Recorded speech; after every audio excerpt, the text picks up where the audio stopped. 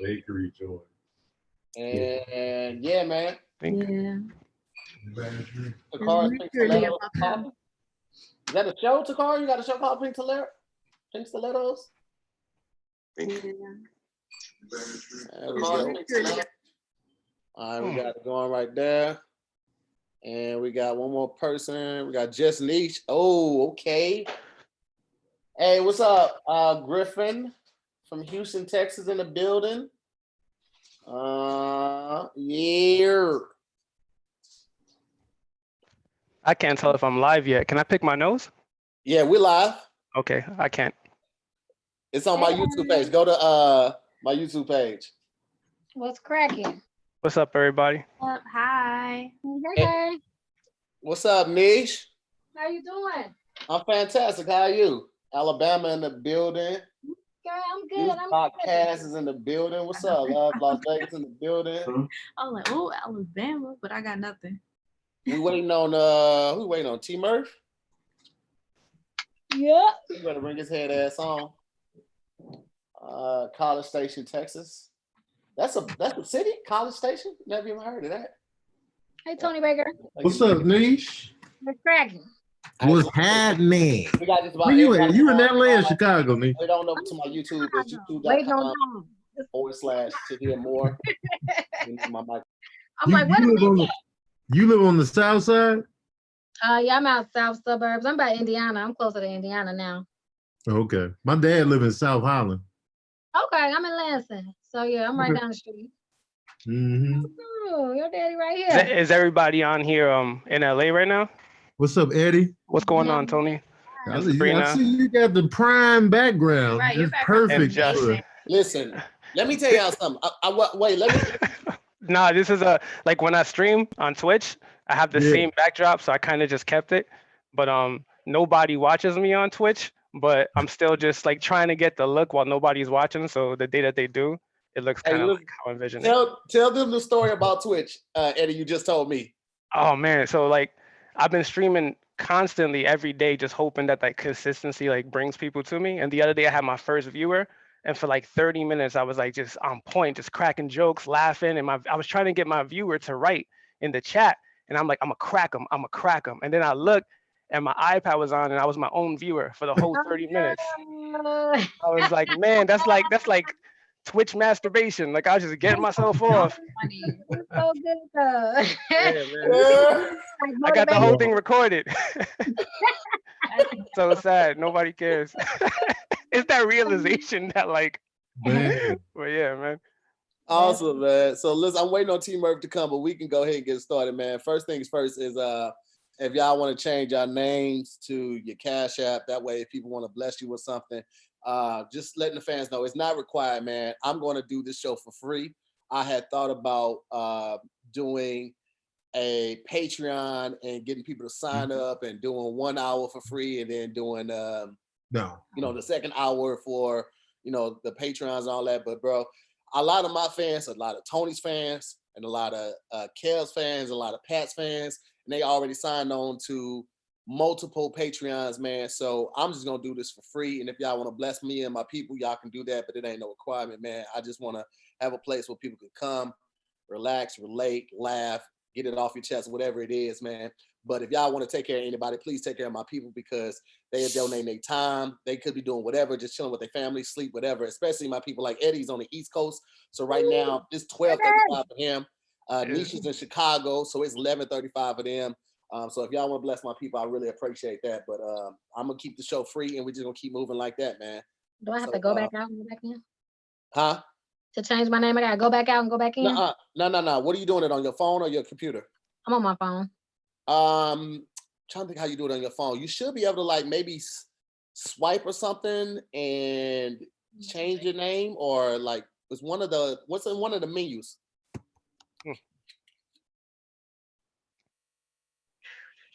I'm gonna let her figure it out and then just wait, and then I'll listen for the instructions at some point. Turn y'all side. Well, Eddie, you doing it on your computer, right? Yeah. All you got to do is click on your name on your computer, and then like right click it, and it'll say rename. It just change your name to your Cash App or if it's Venmo, put Venmo then your name so people will know Alright. which one it is. Just don't put my social, right? Yeah, don't do that. Yeah. Do. Well, I'm just going to. I don't got no options. Let me see. Let me turn it back sideways. Participants. Oh, you know what, Nesh? I can change it for you. Oh, okay. Just tell me your Cash App so I can change it for you. It's just Nesh Comedy. Okay, hold on 1 second. Oh, I just got to do it. I see it right now. Okay, cool. Go ahead. Okay. Thank you. Woo! Oh, Camille Perry, thank you so much. I appreciate that donation. I want to hear me with the Bob. Bob and Friends? I should have named it that because everybody that'll take the power out of it. All right, so I know Tony and maybe Sabrina are aware of just Nesh, and I know Nesh, you're aware of Tony Baker, but I'm just gonna give a quick rundown on everybody. My boy Eddie Contreras, we toured together when we were both working for Truth.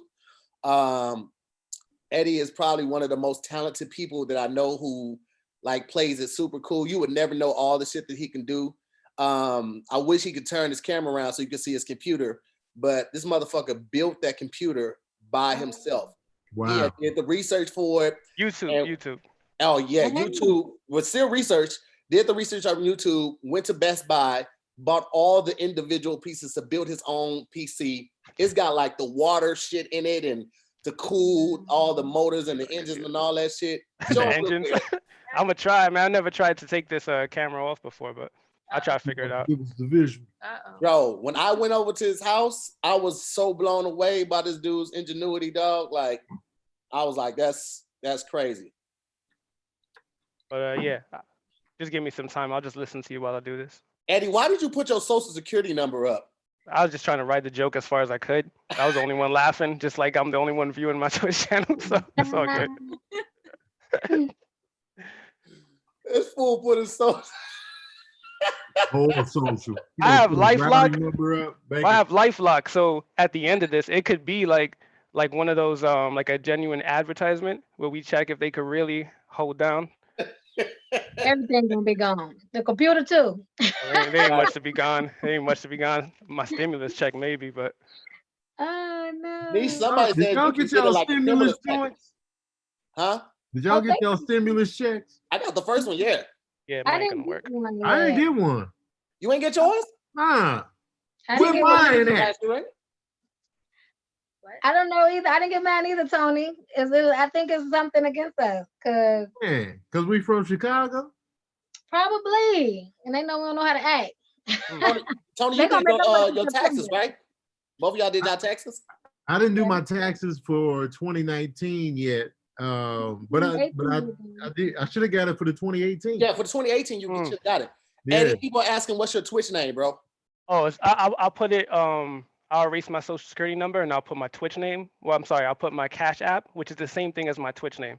And just so you guys know, I got my stimulus check, but I don't know if you guys got that notification from Cash that kept saying you can get your stimulus check through Cash. Oh yeah, So- I did get that. Yeah, so once I got that, I was like, they seem so thirsty to get stimulus checks through their system that I was like, I'm gonna go through Cash, and it worked. Like in 1 week, I got my stimulus check through Cash. Really? Yeah, and then they Oh, took yeah. 50% because I wanted it right now. You know, you cash out, and they're like, you take 50% of your monies. Cash App was giving me problems at the time they were sending that, so I was just like, I ain't gonna add no. You know they slick. This is what they do. They'll be like, if you want it now, that button works. Like if you accept the charge to get your money instantly, but then if you try to wait 3 business days, it'll start asking for routing information. It'll do everything to make you give them a portion of your money. That's crazy. Oh, You know, I just PayPal- made that up, just so you know. I just made that whole thing up, but that's how I view it. I'm like spreading rumors around. I feel bad. Cash I don't App. feel bad. The Cash App. PayPal had eliminated the fees associated with cashing out now. Yeah. Oh yeah, I noticed that. I don't get Yeah. charged for the Cash App. Yeah. So if you go through PayPal for like payments or something like that, Mhm. they you can get the cash instantly and they won't take nothing out. Like they used to take out a small percentage of it. I'm Do you so got- mad. My PayPal is shut down for a loom I did 3 years ago. Whoa. You remember them cash looms? I made like $2,800, but apparently that was illegal, and they shut me down. Whoa, wait a minute. Mm. You And they would made not like let me get another $2,800? one. You remember the loans when everybody gave $100? What they tried to come back this year, the little circle square, you got to get 8 people to give you $100. Yeah. And then you can keep. Mhm. So I was just boom. I had all these people, and I just kept starting new circles, and I'm boom, boom, boom. Everybody, I'm hitting everybody who I know got $100. And yeah, PayPal was like, you know what, bitch, that's not. You got Mm. That's not how PayPal works. No, I had all my cousins hit me up like, "Yo, Sabrina, just put in $100." I'm like, Yeah. what? They're like, "Cause then you'll get $800." I'm like, "But I'm losing $100. I don't get it." So you'll get back, not right away, but eventually. I'm like, Yeah. I don't like the way this sounds. Yeah. It You gotta sounds like be a with a quick scam. group. You gotta be with a group that is quick, or you gotta know 8 people who got it right that day. And then y'all could just bam and just get 8 more people. So it's really about calling people who you know got $100. Now my family's Wow. full of Don't scammers. care about losing it. Yeah. My family is literally New York scammers. I'm good. I feel offended. I feel offended that it's like geolocated. Oh my God. Yeah, and Eddie's from New York, man. Eddie, one of those people that got some crazy ass stories, bro. Mm. Like, I know I got some crazy stories. Tony got some crazy stories. Nesh, we've met a couple times in passing. I've never had the pleasure of like hanging out like that. But Eddie has told me some stuff, and I was just like, nigga, what? Eddie, you got it. You ain't have to do it right now, but you have to Thank tell you. them the story about you laying on your girl's butt. Eventually, it has to be like organic. So at some point, we'll get there. Take the pressure off the storyteller. Yeah, I When was like, I don't somebody know. builds you up for the storytell, it's too much pressure. Well, You gotta tell them about the time you fell off the roof in Turkey. Right. Tell them about the story. Then, all right, guys. And then the story don't hit, we be like, It's like, ooh. oh. yeah, man. It's like it's different when it's a funny story, but when you don't like, when you're not used to saying it like in joke format. Yeah. Because Yeah. then, like, if someone's expecting to laugh, you kind of have to hide the funny parts from them. And like, I just kind of stick to the funny story. I haven't really broke it down to like hide the punchlines, and they kind of make the leaps before me if they know it's coming. Yeah. I'm a We'll be horrible waiting on it, storyteller. Eddie. And it better not.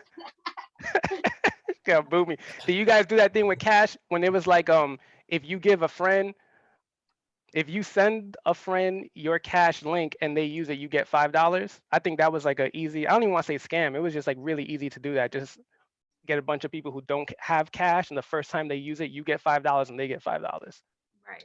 That's Yeah. cool. I was Shout so out late. to Jennifer Rivas for your donation. I appreciate you, Jen. Thank you so much. Jennifer Reva. T Murph about to pull up in this thing right T. now. Murray pulling up on the bicycle. I see him. Murph had to wake up. Good Right. He's T. probably taking a little Murph. nap. Oh, he's showing us the shoes, huh? T. Murph got the shoes.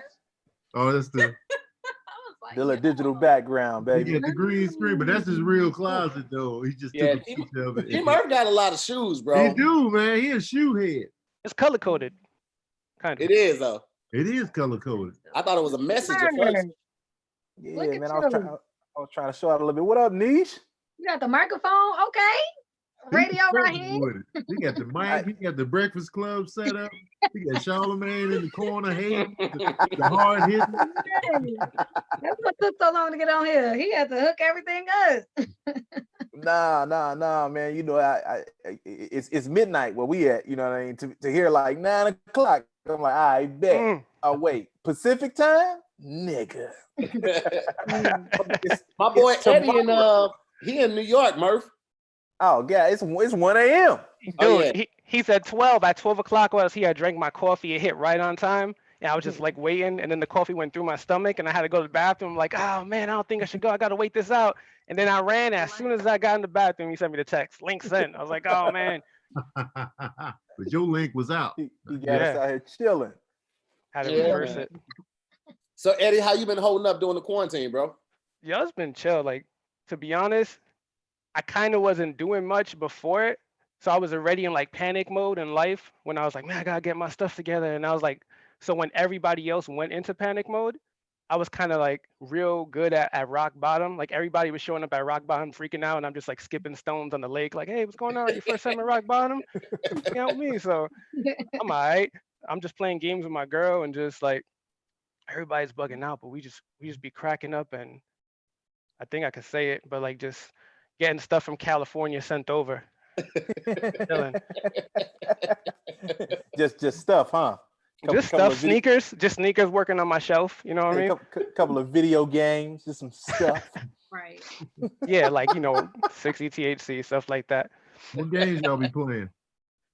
Oh, so to prepare for this Zoom call, I went back and watched all the old episodes, and I saw the one where Tony was playing Call of Duty, and that's basically what I've been playing now, like Warzone. Oh yeah, just doing stupid stuff.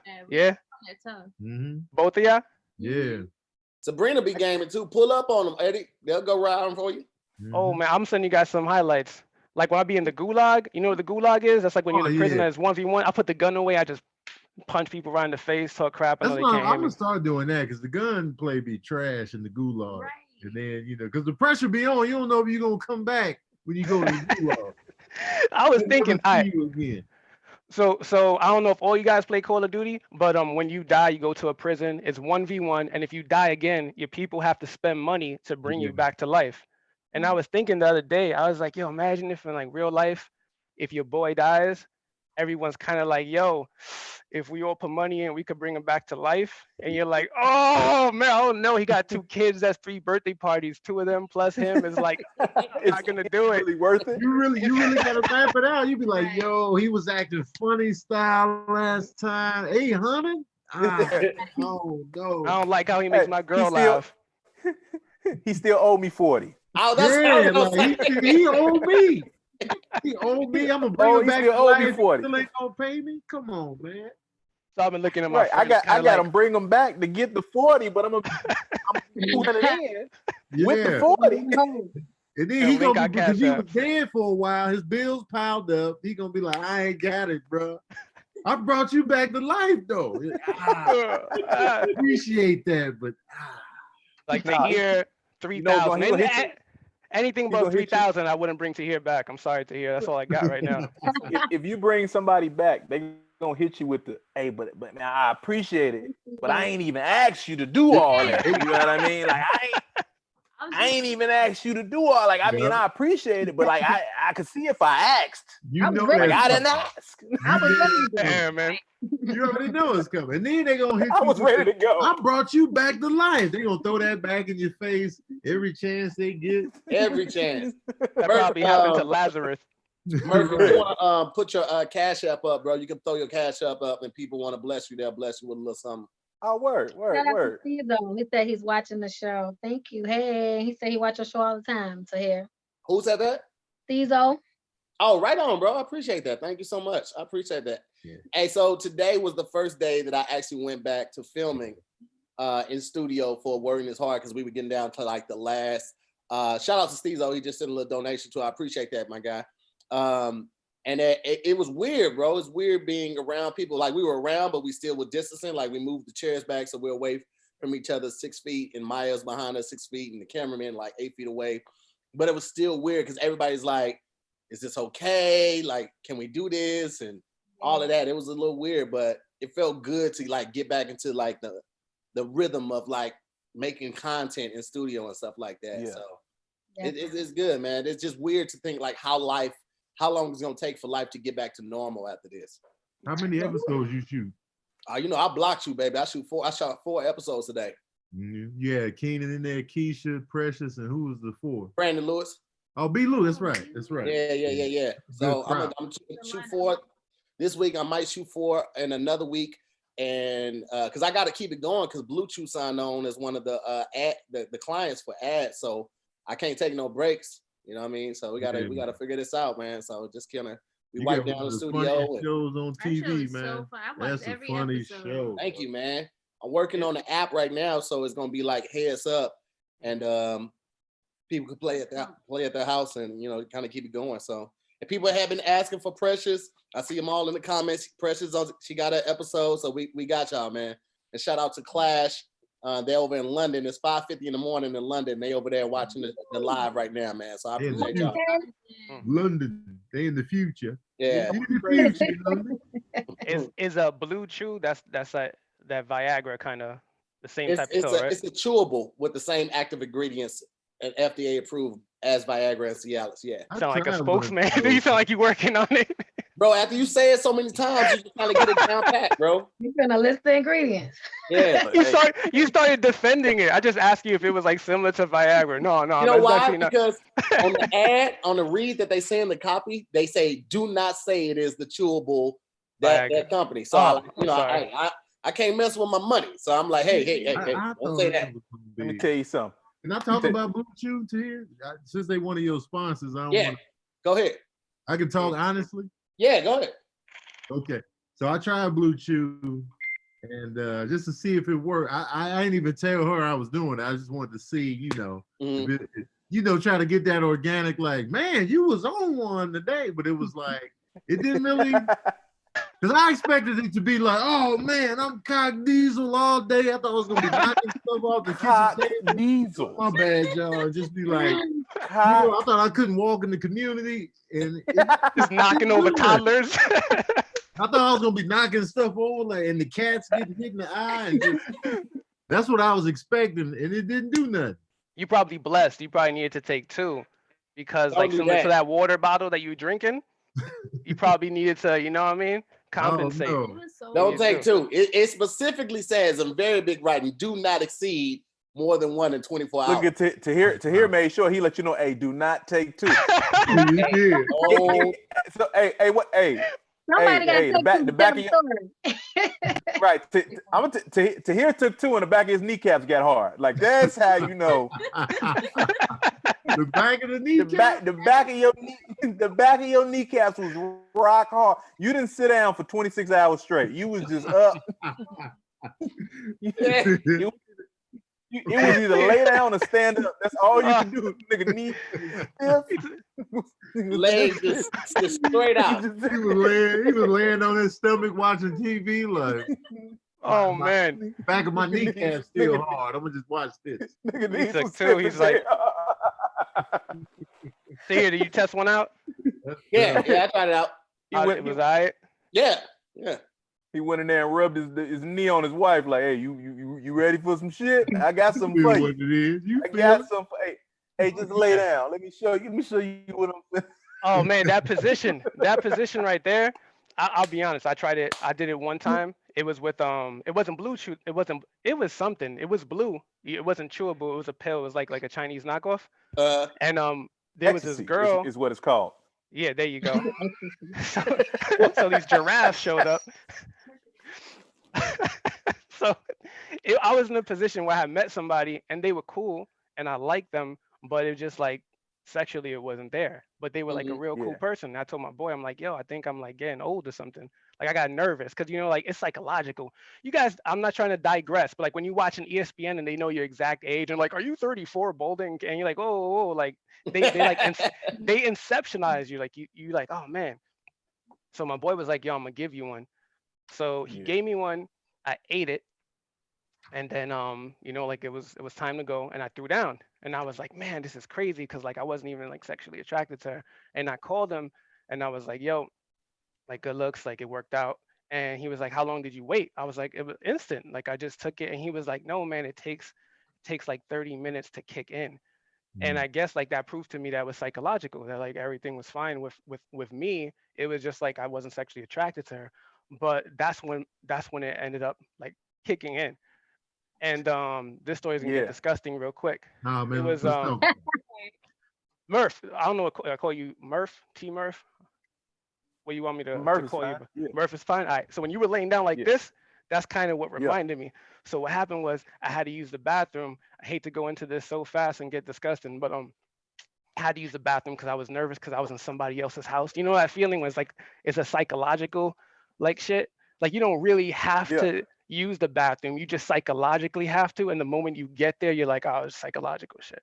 Like they should sell psychological Pampers that you wear, and just in case you have to use the bathroom, and knowing, yeah, because like knowing that you have the pamper on gives you the security, so you don't feel like you have to go to the bathroom. Because if you did, you're like, I'm good. And when someone sees it, they're like, you wearing a pamper? You're like, it's a psychological pamper. It's not like it's not a real one. So it kicked in.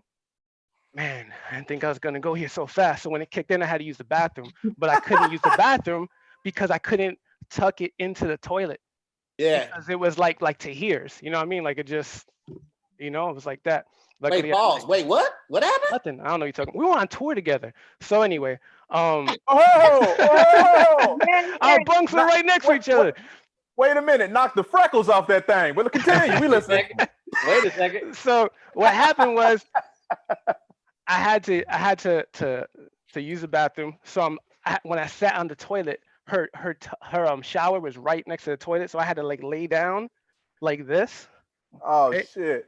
And like go in the toilet and like urinate over my shoulder into her tub. But like how like that last stream kind of like it ends softly. And I know it's disgusting. I'm sorry. Sabrina looks disgusted. Sabrina's like, why did you? Yeah. So like I got like that last strip right across my shoulder. You got the seatbelt strap of piss. Oh man.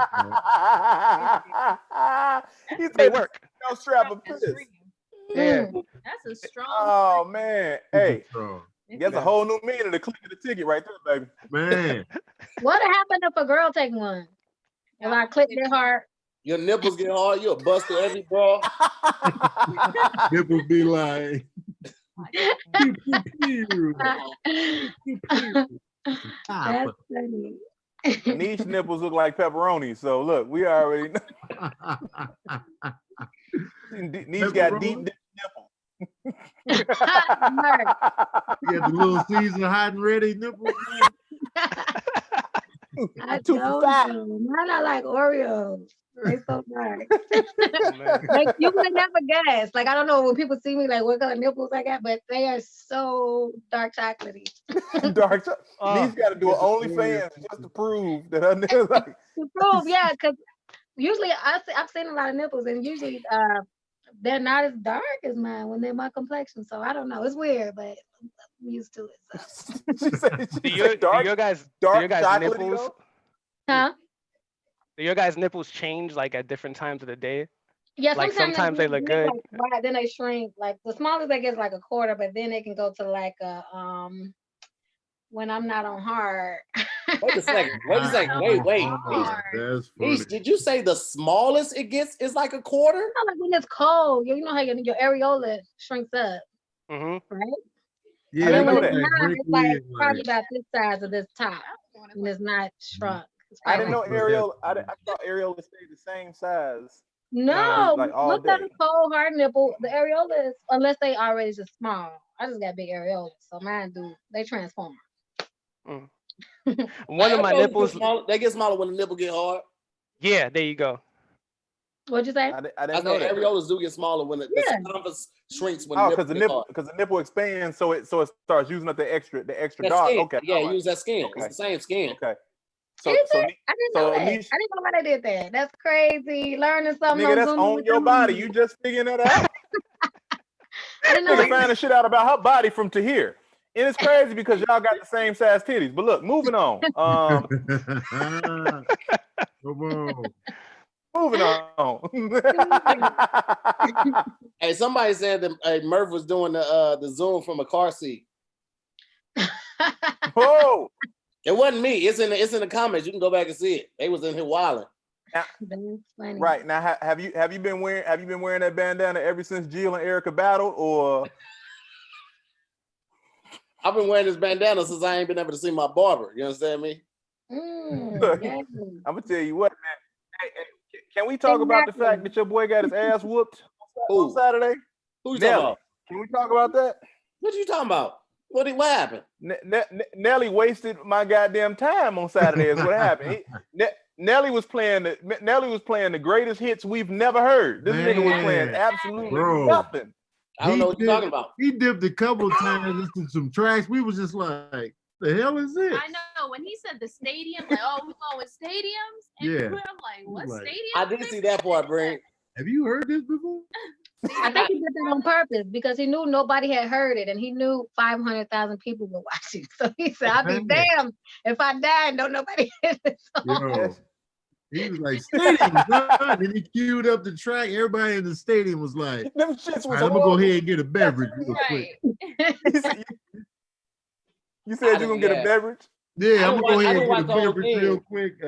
Let me know when the song go off. I'm gonna come back in then. We did that a couple times. When people when they internet night, right, bro, I can't do it. I hate seeing like the choppiness of it. I just be like, So I like checked out like probably like 8 or 10 times. Yeah, man. Nelly, but it was a storm though. It really wasn't Nelly's fault. It was storming. Well, no, we not fuck the storm. We talking about the music selection. Like the storm ain't got shit to do with what you decide to play. Like he gave Luda a couple rounds. And he didn't even play Batter Up. He didn't play Number One. He didn't play it was another one he didn't play. I was just like, where that at? Wait, he didn't play Batter Up? He didn't play Batter Up. No Number One. That's crazy. And there was another one he didn't play, and I was just like, did he play EI? He played that. Okay. Wait, did he play Tip Drill? Yes. He played Tip Drill went against P Poppin'. Oh. That's a good battle. That's but that was the time when Tip Drill that was the time when he was skipping bad. So Tip Drill really didn't even ride out like he needed to ride out. Because Luda played P Poppin' and he was his shit was smooth.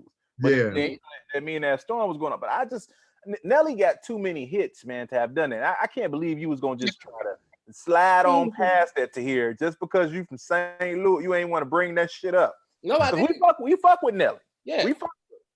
Listen, anytime you talk to somebody about Chicago and about the murder rate, y'all try to slide on by that.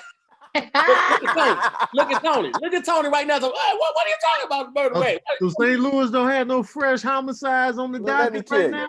St. Louis so reckless.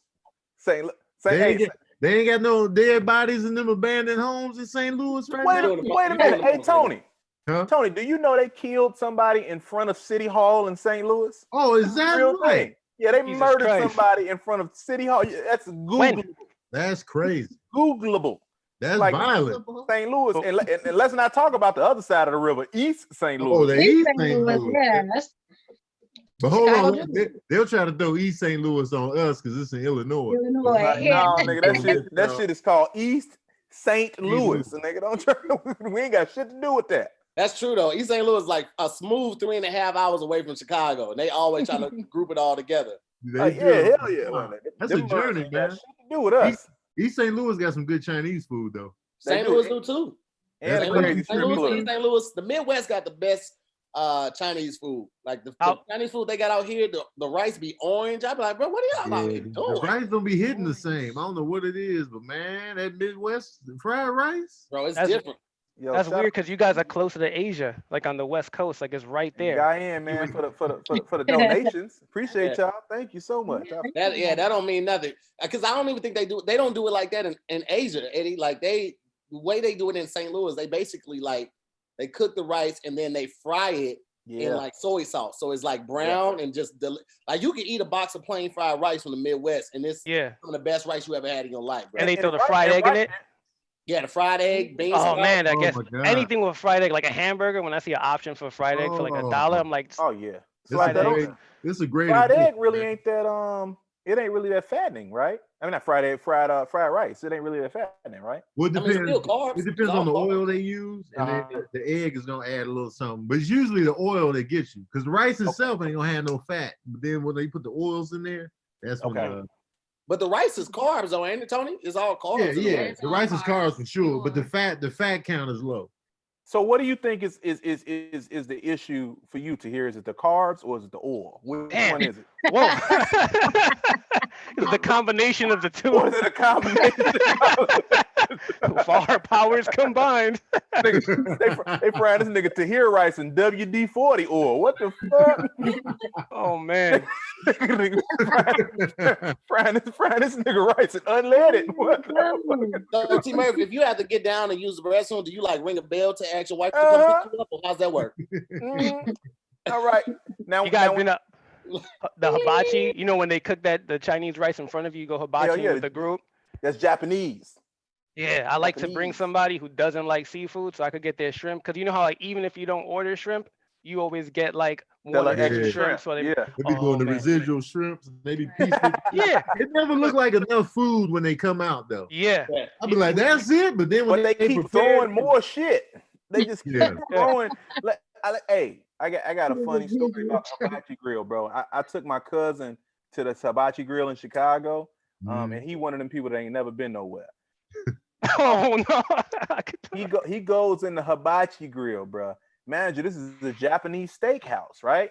He's in the hibachi grill, like, man, bro, y'all ain't got no General Tso's chicken.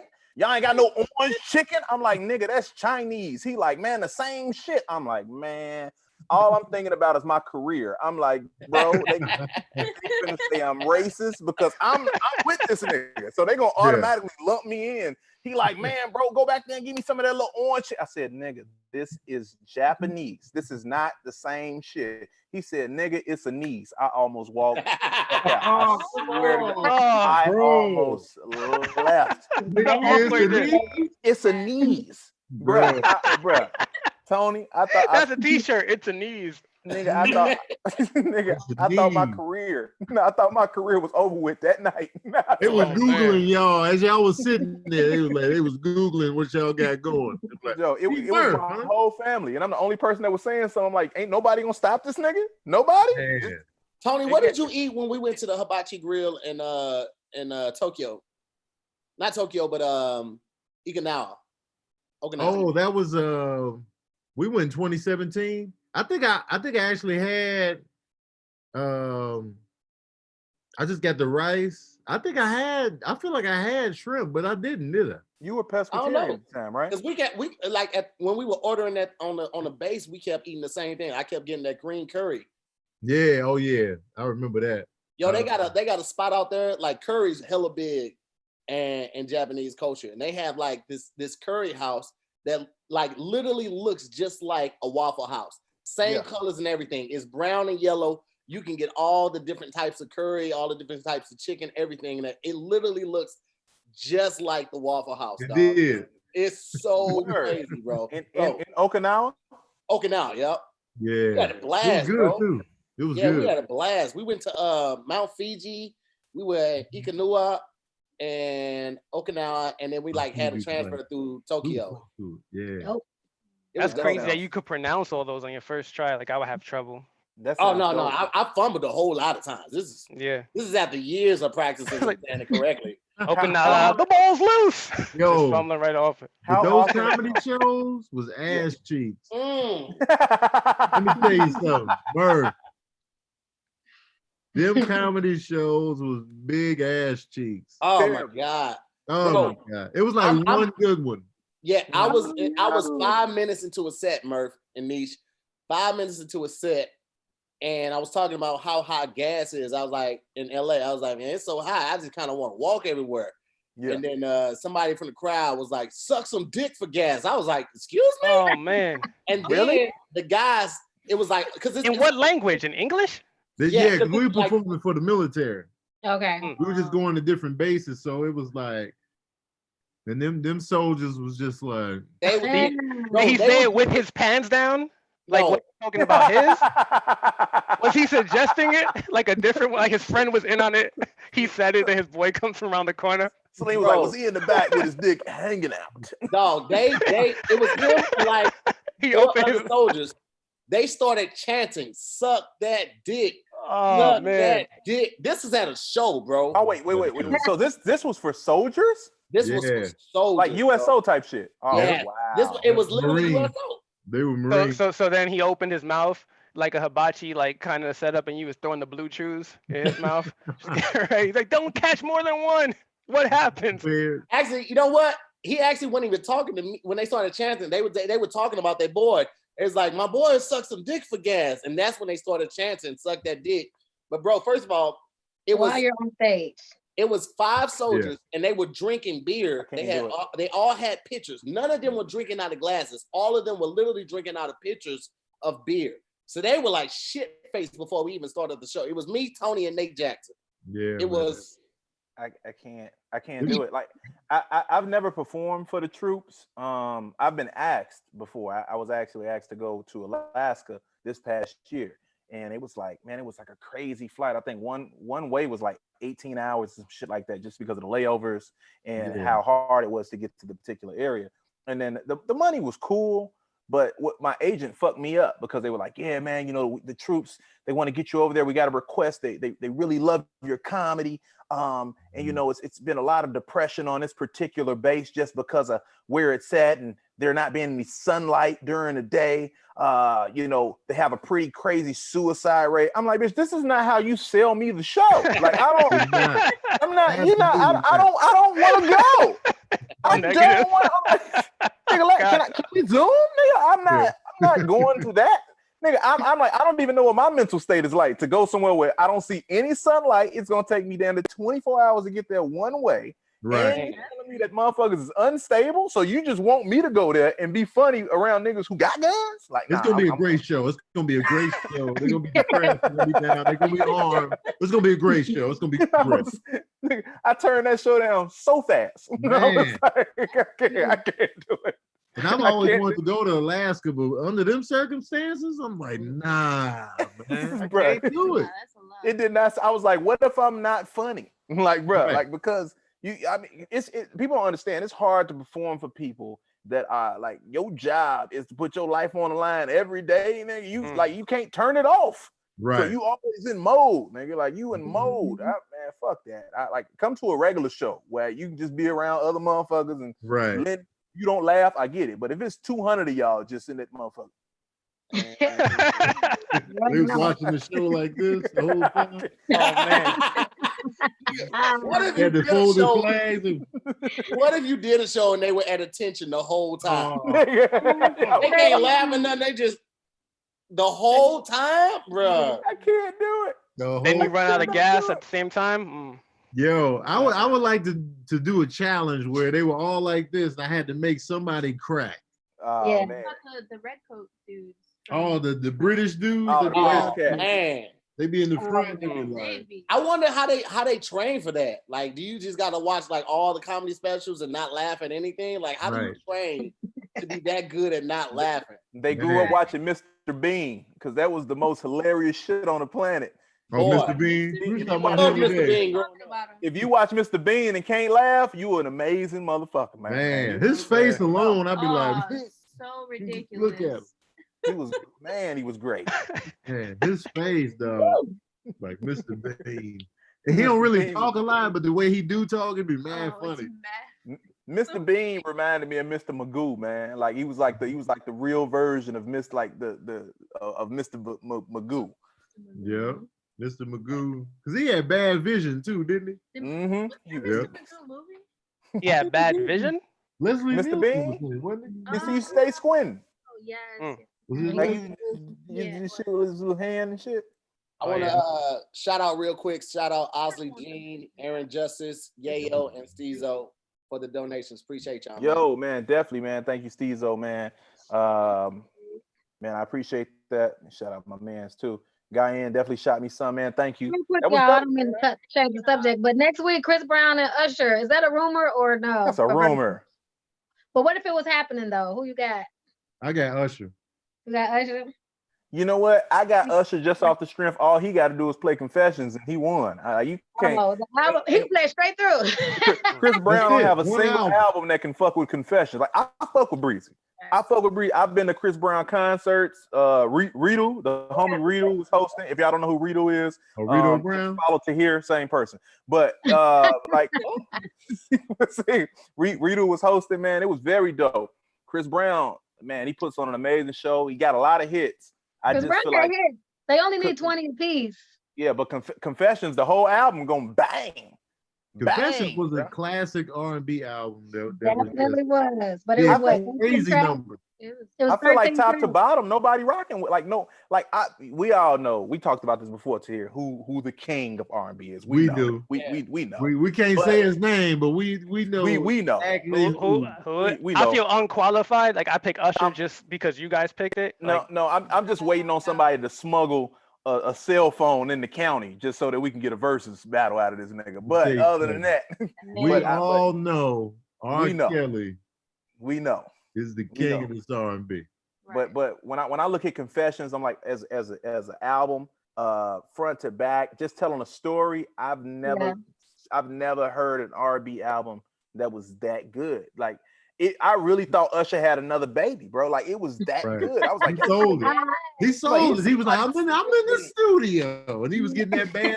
I'm gonna call you back. Then Chili, him and Chili broke up. Like he committed to this shit. Yeah.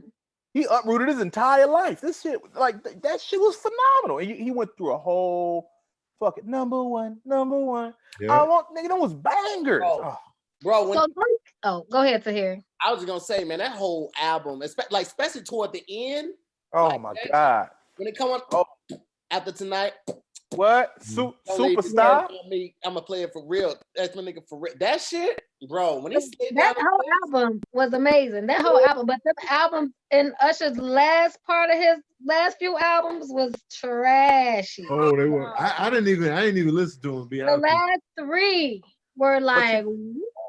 But you know what's crazy? That was his last really, really good album. So I look at that. All the Brown albums, all of them.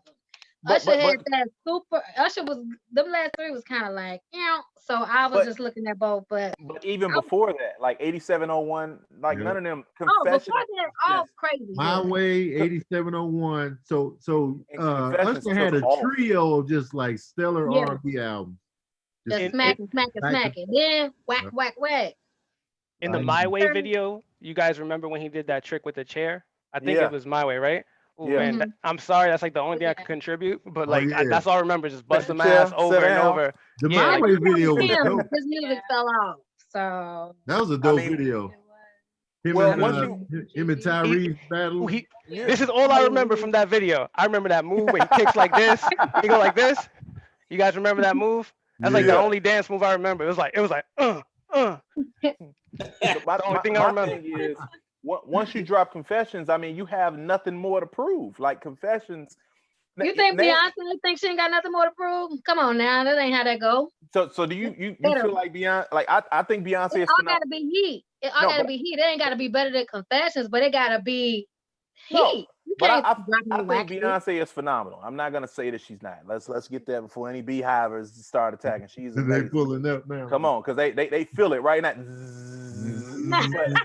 The booty's moving, they vibrating for the stage. They feel it, but do you? After he drops Confessions, he don't need nothing else. Do you feel like? I'm not saying he doesn't need anything else, but do you feel like Beyonce has a Confessions level album? The Beyonce title album was fire. No, I'm not saying it's not. I'm asking, like, when we look at Confessions, I rank Confessions as the top R&B album to me of all time. Like when I look at it, it just is a complete album. One second, real quick. I want to shout out Gerald Watson because he was right. He told me wrong album when I said I was talking about the song You Don't Have to Call. That definitely was the wrong album. That was 8701. Yeah, I peeped that to here, but we weren't gonna say no. We gonna let this your show. Y'all, don't let me go around saying the wrong shit. It's your show. We're gonna throw you on the grill for that one. This is my thing about comparing Beyonce to Usher with that album. I feel like there's a certain level, only a certain area that we can relate to a Beyonce album being males. Yeah. So that's why we won't give it to her. But I think that Beyonce, that self-titled album. And actually the Lemonade album too. Both of them shit like Lemonade. That was her Confessions album in terms of like storytelling and what she was talking about. And I think Dangerously in Love is my favorite Beyonce album. Come on, I was waiting on that album came out. I couldn't stop listening to it. I was waiting on them. This was fire. Like, I mean, while we on the subject of R&B albums. I just want to shout out a very underrated artist, man, who I feel like a lot of people like slept on. Lyfe Jennings, bro. That first album that Lyfe put out, oh my God, bro. Stick Up Kid to what was it, baby mom? Oh man, he had hits, and then he had like just a little intro. Or a snippet in between every song to connect it to the last song. It was amazing. Yeah. I feel like that about Ryan Leslie's first album. That first Ryan Leslie album was fire flames, my boy. I fuck with that first Ryan Leslie album. That shit was great. And when did Ryan Leslie drop that? Because I feel like that year Usher dropped Confessions. Like a lot of people, they albums kind of got swept under the rug because and then John Legend dropped the same year with Get Lifted. So Get Lifted was crazy, and then you had the Kanye cosign, so that was Get Lifted was right on time, man. Oh man, they between Get Lifted, Confessions, and Lyfe Jennings, I feel like they changed the game. Like it was game changer time for R&B. Because R&B at the time, bro, it just really, Confessions was early 2000s. Ryan Leslie. No, Confession was like 2004. 2004. All them dropped in 04. Confessions, Get Lifted, and Lyfe Jennings joint. Ryan Leslie was much later than that, right? Yeah, Ryan Leslie was 2009 when he dropped. Oh, word. Yeah. He was that late? Yeah. You have like Google up? You just knew that? 2009? Or you just I would look it up. Because listen, let me tell you something. One thing about this chat, bro, they be on it. Yeah. And like the only person who I trust with numbers and dates, like right off the top of their head, is Tony Baker. He's the only person whose word is law. And if he's wrong, he'll admit it. But most people, like I would have kept rolling if Gerald would have said anything because I thought I was right. But Tony be knowing shit, bro. Like Tony is literally like the Wikipedia or the Google when it comes to like movie sales. Yeah. Dropping, and he's a perfect. Why I'm so into that? I just be looking. I'll be like, he literally wakes up, grabs his phone. He'd be like, "Oh, social media, great. Anyways, let me look at what these movies are doing. Let me see what this music is. Box office. He's doing it for hours, and I love it. I'm like, look at you, man. Ain't nobody paying you to do this. You just love it. I don't know why, and it's been like that for years. I just be like, how much does this make? Every week. That's why I miss the movies, because every week I made what this weekend. Yeah. You think you a savant? You a savant? I don't know, because it's like, and I have a lot of movie sales memorized. I got a lot of album sales memorized. It just be like, yo, because that album went double platinum, and then people, how did you know that? It's so freaky. Somebody just asked Tony Baker, how much did Ghostbusters 2 make at the box office? It made a little bit over 100 million. It's like between like 110 and 120 something domestically. Like I only really know that. Who would know that? But like the first Ghostbusters did over 200 mil in 84 money. Yeah. Oh my gosh. You know, are you taking into account inflation? Yeah, I do that sometimes. So the 200 million is like holy shit. He's converting the USD to euros in his head and everything. So now if you inflate, because I do this all the time, especially with Beverly Hills Cop and Ghostbusters. Right. Beverly Hills Cop made over $200 million in 84, and then so did Ghostbusters. So if you equate that to today's money, those movies made over $500 million domestically each. Wow. So that's just crazy money, man. That's why Beverly Hills Cop blew everybody's head off, because it was just like, yo, this movie made over $200 million. It was rated R, and it was a comedy. Yeah. So it was just like, yo, this is unheard of. I got a question I wanted to ask you, Tony. You were one of the first people I thought about. Everybody always talks about the Black Album, not the Black Album, the Blueprint, and how it's like a classic album, which it is. Right. But whenever you talking to dudes about like rap or hip hop, that's the J fans. The Blueprint ain't nothing better than the Blueprint. And I honestly felt like nobody had made, when we talk about complete albums, I'm like, I honestly felt like nobody had put together a more complete album than Lauryn Hill, The Miseducation. I felt like that was just the most complete album. Again, if we're talking about front to back start, I'm like, yo, this album was phenomenal. Oh yeah, that's one of the best albums ever made. Easy, right? I'm like, we are, what, 23 years, 24 years later? And that album still goes hard in the paint. Hard in the paint. Amazing. As soon as you put it on, you all in. Yep. Yes. Bro. Yes, you know you better. So she's singing, she rapping to the ladies and the fellas in the same. In that thing song, she rapping to the ladies and the men. Yeah. Yeah.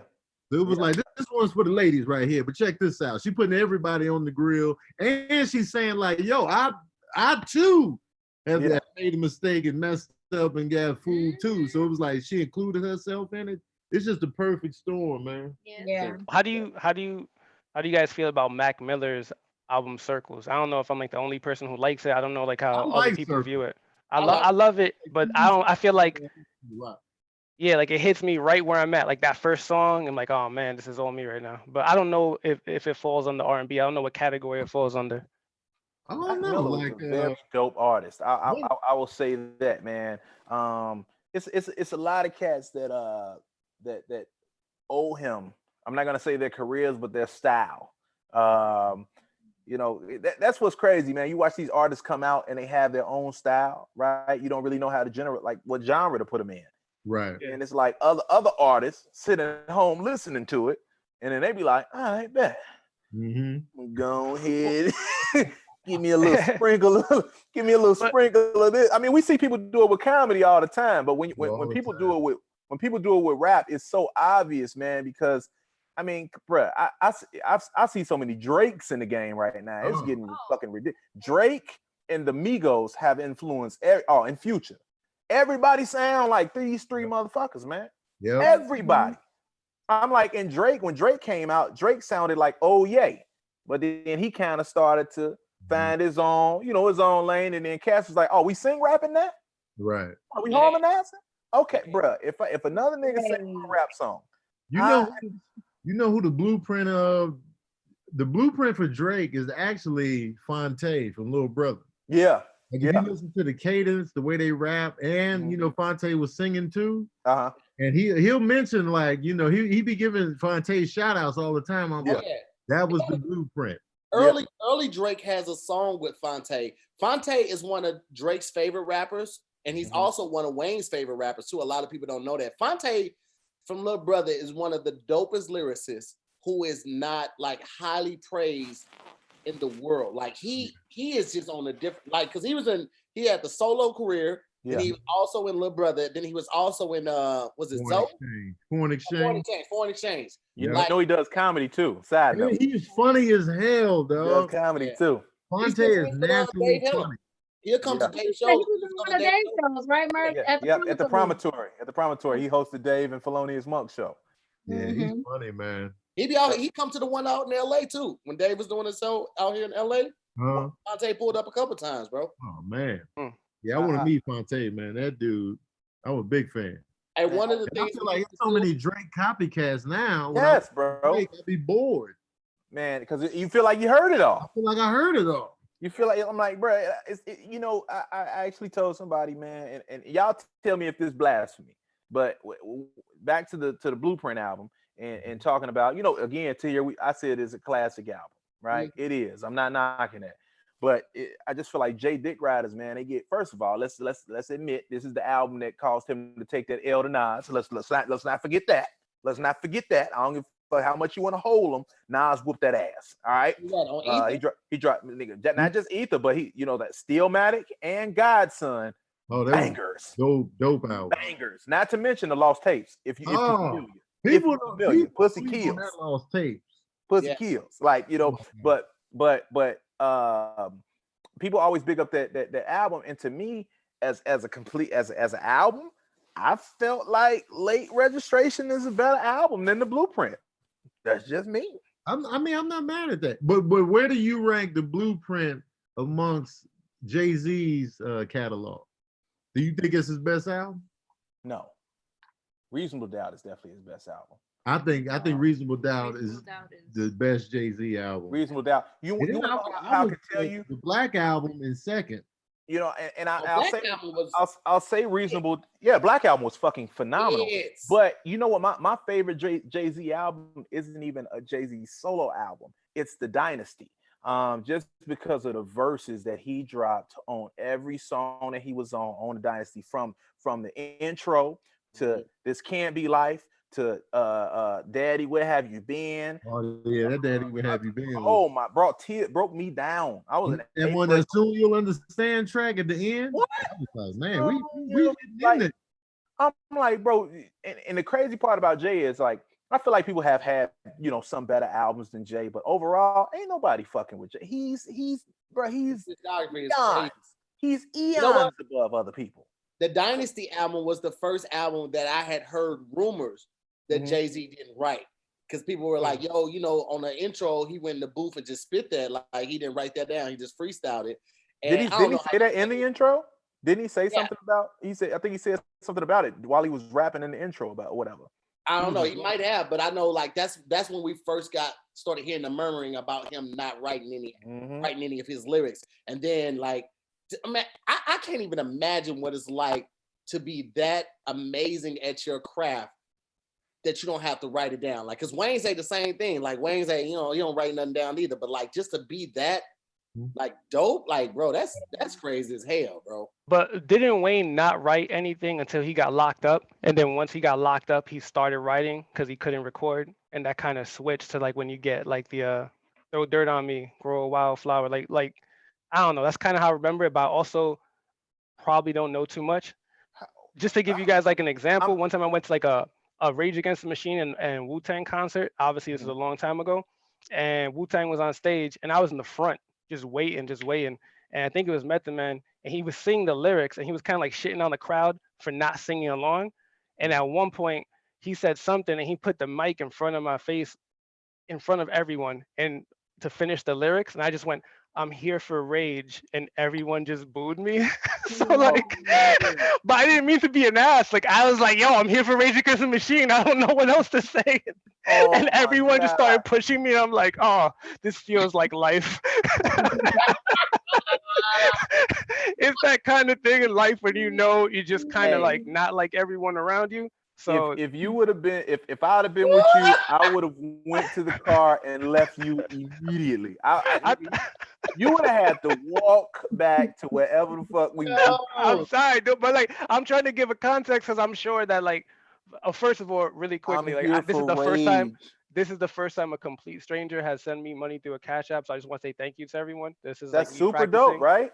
Yeah, like that's amazing. I don't know if I'm supposed to say the names. I don't know, but thank you very much. This is the first time. Super say the name. Just shout them out, man. You don't have to say them out, but I always say their name so they know that I appreciate them. Oh, hell yeah, that's amazing, bro.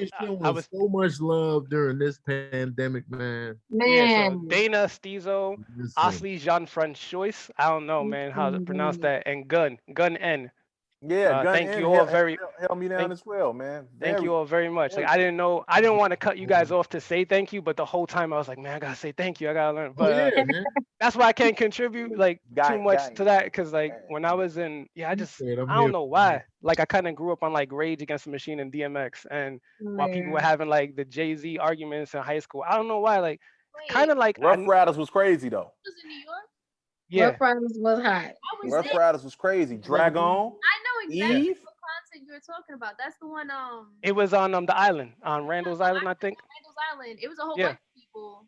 Yeah, it was a whole bunch of people. So I was in the front the whole day waiting for Rage. And I was just.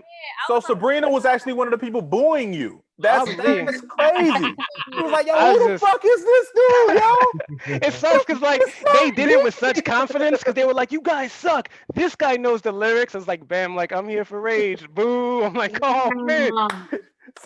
Sabrina booed you. Yo. I was there letting circle. No, I wasn't there for Rage. I was like, fuck Rage. Yeah. That's so funny. Wu-Tang, I was there for Atmosphere. I was there for I was there for Murs. Everybody but Rage. Everybody was so hype. Yo. I'm like, I'm good. That's so fun. Like Sabrina didn't realize what it was until you was like, yo, I got booed. I was like, I'm here for Rage. She was like, wait a minute, that was a concert. She was like, New York? I remember the weak ass. This was so long ago. That was it was a long, it was super long. It was that was like the 1 or 3 concerts I ever been to in my life, so I remember it. You know, it's kind of like when you see somebody that didn't go outside that much, and when you bump into them, you barely remember them, but they speak to you as if you like your childhood and their childhood was intertwined, and they're like, hey, what's going on, man? Childhood was crazy. And you're like, man, I don't even know this person, but that's like that foster kid who couldn't come outside and like their whole life is like from the window and stuff. So that was part of me. That shit is wild, man. Eddie is weird as hell, bro. Like he's there for the rage concert, but Eddie's a break dancer too. Like we toured together too, and he would be on the we had this little mat we had to put together. He would be on the mat break dancing on the handstand, spinning on the back, all of that. Yeah. And like I never knew until like we had started having like deep conversations, like how deep he was into like the pop, not pop, but rock end of the world.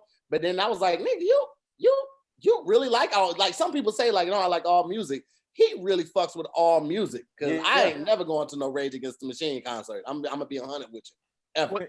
That's why I asked you guys about Mac Miller, because I know it's a weird common denominator, but Mac Miller on Circles, he uses very simple lyrics. And it reminds me, I know it sounds crazy, but like of DMX, because DMX isn't, when you think of DMX, you think of energy. You don't think of bars. So his simple words, like they hit you so hard that you want to work out to them. So like for me, it's like, it's crazy how you could get one artist and you're like, man, they're like a poet. And then you get another artist that they just, when it rains, you get wet, I stay dry. And you're like, yeah, I know exactly what you mean. But you know what? X did have songs he went hard on though. Yeah, my favorite X line was on I think damn, what is it? What you niggas want? Not like the fuck, I can't remember the song, but he says, of course, he says, knew exactly what I was doing it. Just when I knew exactly what I was doing, even when I was doing it. Seeing niggas having a good time and I would ruin it. I was like, that's the definition of a nigga. Like, not a black person, not a hood person, but a nigga. When he's like, he just see people having a good time, like walking and smiling, holding a balloon. I'm a walk over ruin. and pop the balloon. He's like, no, exactly what I was doing, even when I was doing it. Hey, seeing niggas having a good time. DMX was a problem back in the day. DMX one of the people you never heard about having beef. Ain't nobody had beef with DMX. They knew what time it was. You never heard about nobody. He literally was the man in New York. Ain't nobody coming here. Bro, nobody. X was walking around with a dog chain barking at bitches, and that was the thing to do. Now, if it's going till it's gone on a purebred pit, then he would on the really chain. with me or that what? lets you know that he's a real one. The whole aesthetic that they built with DMX when he came out, I remember some interviews with him. He was like, I really only fuck with dogs. Like, I don't fuck with that many people, man. Like, dogs, the loyalty, they just love you.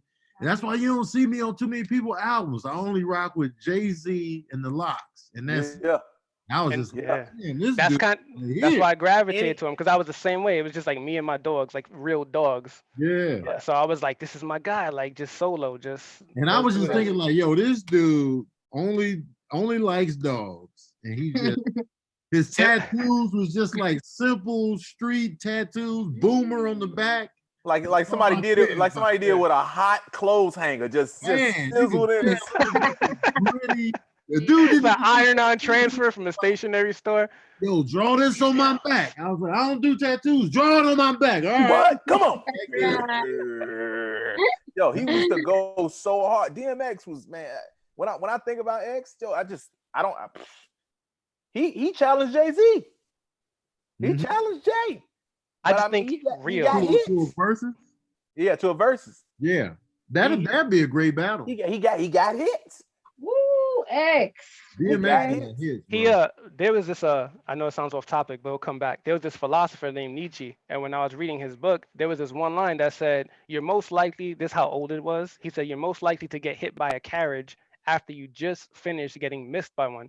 And when I read that, I was like, man, that's true. Because like when you're in the middle of the street and a car almost hits you, at that split second when you dodge, you're like, woof, that was close. Like that, woof, that was close. Boom, like your guard is completely let down.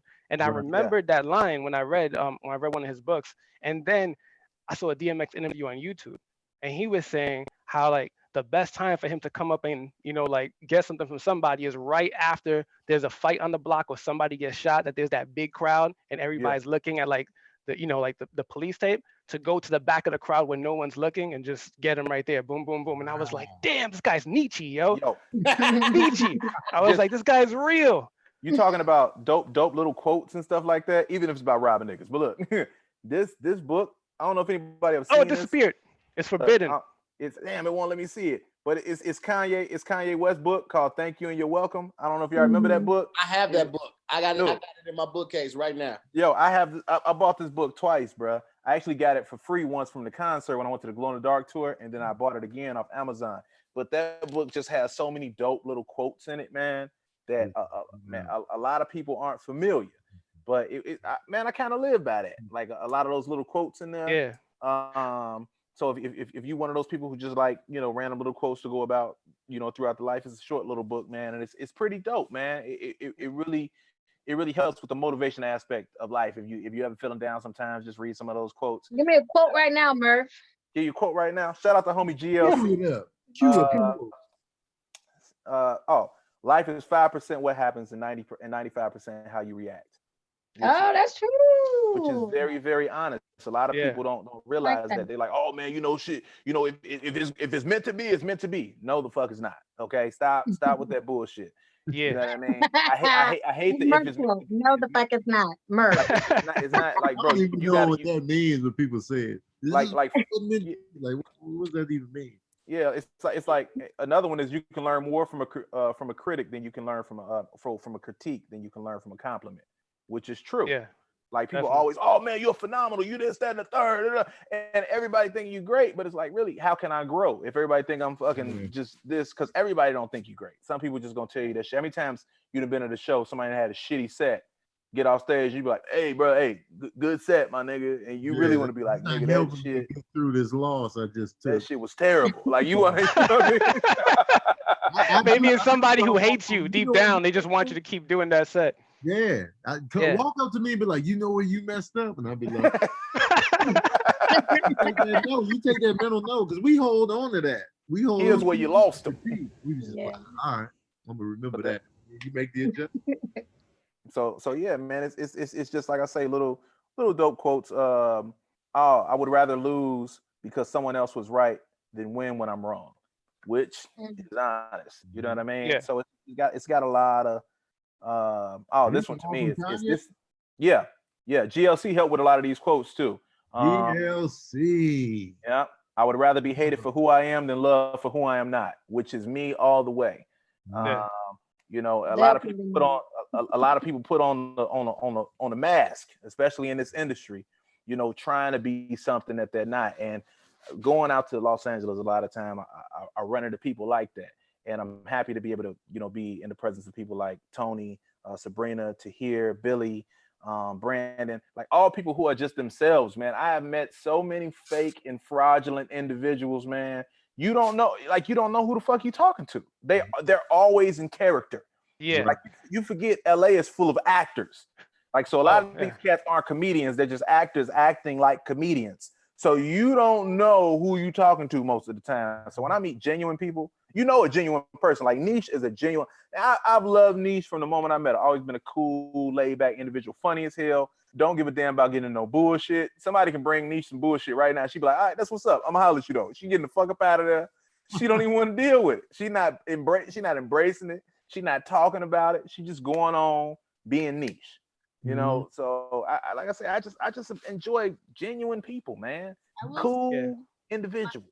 My big adjustment to LA from New York is the fakeness, because I was events and I'll meet people and all they want to talk about is what they're doing. And you know what I noticed in LA, that like in New York, it'll happen once in a while, depending on, like, if you're in a situation where it's like a networking party and it's meant for that, you will be asked, what do you do?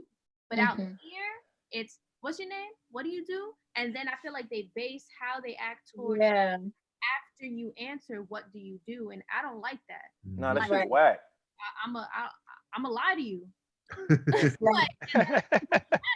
Yeah. Because that shit is whack. Like that's, LA just bases everything on like, how can I benefit off of you? Yeah. Exactly. When I find genuine people out here, like everybody here, like I really appreciate them. Like I give Tahir such a hard time because I know he could take it. He's a real one.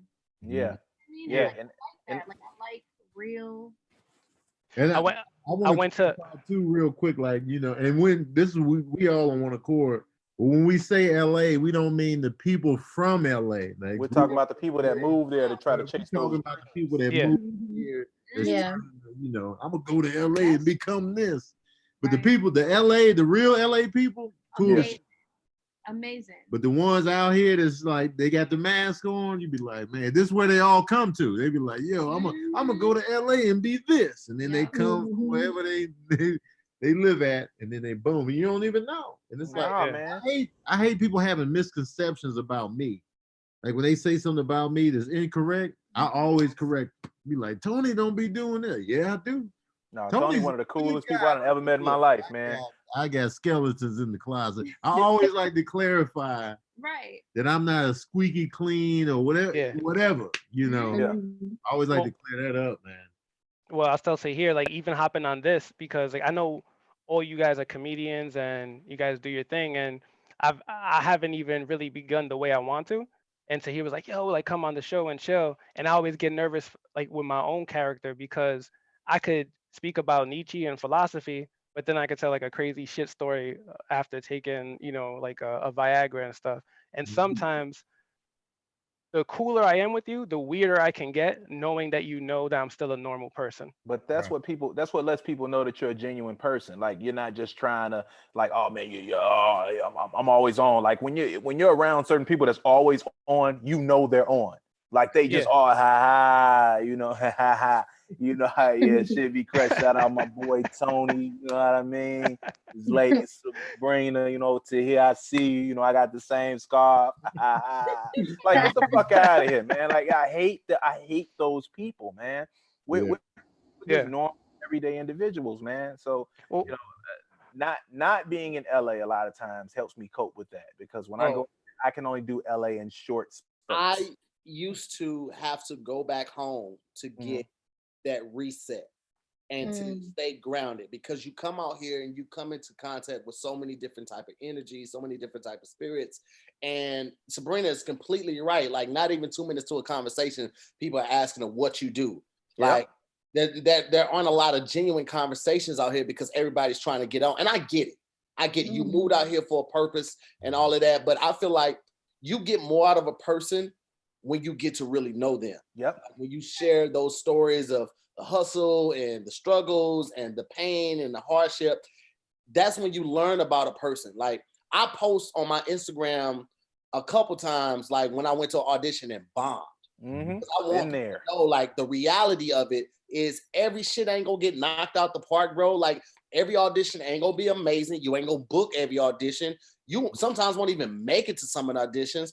I've tried to just not bomb, but like show up at auditions that the homies that told me about, and they're like, "Are you booked?" I'm like, "No, I was just coming." My homeboy told me like, "No, you can't just do that type of shit." Like, it's not all the glitz and glamour that people sometimes make it out to be, and people need to know that because a lot of people they're only going to highlight their wins. I highlight my wins and my losses because my loss might help you get to your win by avoiding. Because social media willing to share that type of information. Social media is a facade, man. People put out, you know, all the good shit, so it makes other people who may not be winning at that particular moment feel like, damn, I just ain't gonna make it. And I hate those, you know, what are you doing or what you got going on ass people. Like, bro, when I see Tahir, I don't just walk up to Tahir like, man, you know how, you know, I just booked this or whatever. No, bro, how's the family? Me and Tahir go to breakfast. We go to brunch, bro. Even if I'm not in LA, Tony knows, Tahir knows. I'll text you like, hey man, how you doing? Like that's it. How are you as a person? I don't give a fuck about none of that other shit. I don't care about what I see on social media. How are you doing mentally? Me and Nesh got a group chat with one of our other friends, Mary Lee, where we just talk shit and he from time to time. It ain't about business. It's just how are you? And you know, people. It's okay to be a person sometimes, man. When I was unemployed and people would ask me like, hey, like what you got going on? What do you do? Like that question. And I remember I was every time I would meet a new group of people, I was always worried. Like, I almost didn't want to go out because I didn't want to deal with the question of what do you do? Because let's say I'm with people who know me, it's like they're gonna hear the answer. And I'm not gonna lie, but how do you keep explaining that every time you have a conversation? And I remember when I got a good job, when people would ask me what do you do, I would just say I'm unemployed. Like I would just still say I'm unemployed because I just didn't want to deal with it. Right. So that's kind of like my go-to when people are like, oh, what do you do? I'm like, oh, I'm unemployed, just to see them cope and deal with the awkwardness of me saying that. Because it makes them feel out of place. Like, I'm fine, Yeah. but you fucked up. Yeah, Right. and then they're like, I can't. Then they're like, well, since I cannot gain anything from this relationship, I will awkwardly walk in this direction. And I'm like, oh, thank God I got rid of dealing with that person. Mhm. Yeah. Real Like, quick, how- I want to since Murph dropped some books and show you, Murph. I ain't kidding. I really had that shit in my head too. But Love that book. Who Moved My Cheese by Ken Blanchard Spencer. Farron put me on to that book. That is an amazing book. It's about dealing with life when things don't go right. Like, it's the whole thing about like when a mouse goes through a maze to find a cheese, but then they move it in another place, and I feel like I've read that book or heard about that book. Yeah, it's a great book, bro. It correlates to like life. Like, you had this grandiose plan to get here, but like they moved the finish line. Are you gonna bitch and complain about it and say how the world isn't fair? Or are you gonna like reassess your plan and go for it again? Like, and it's such a great book to like just adapt the mindset of.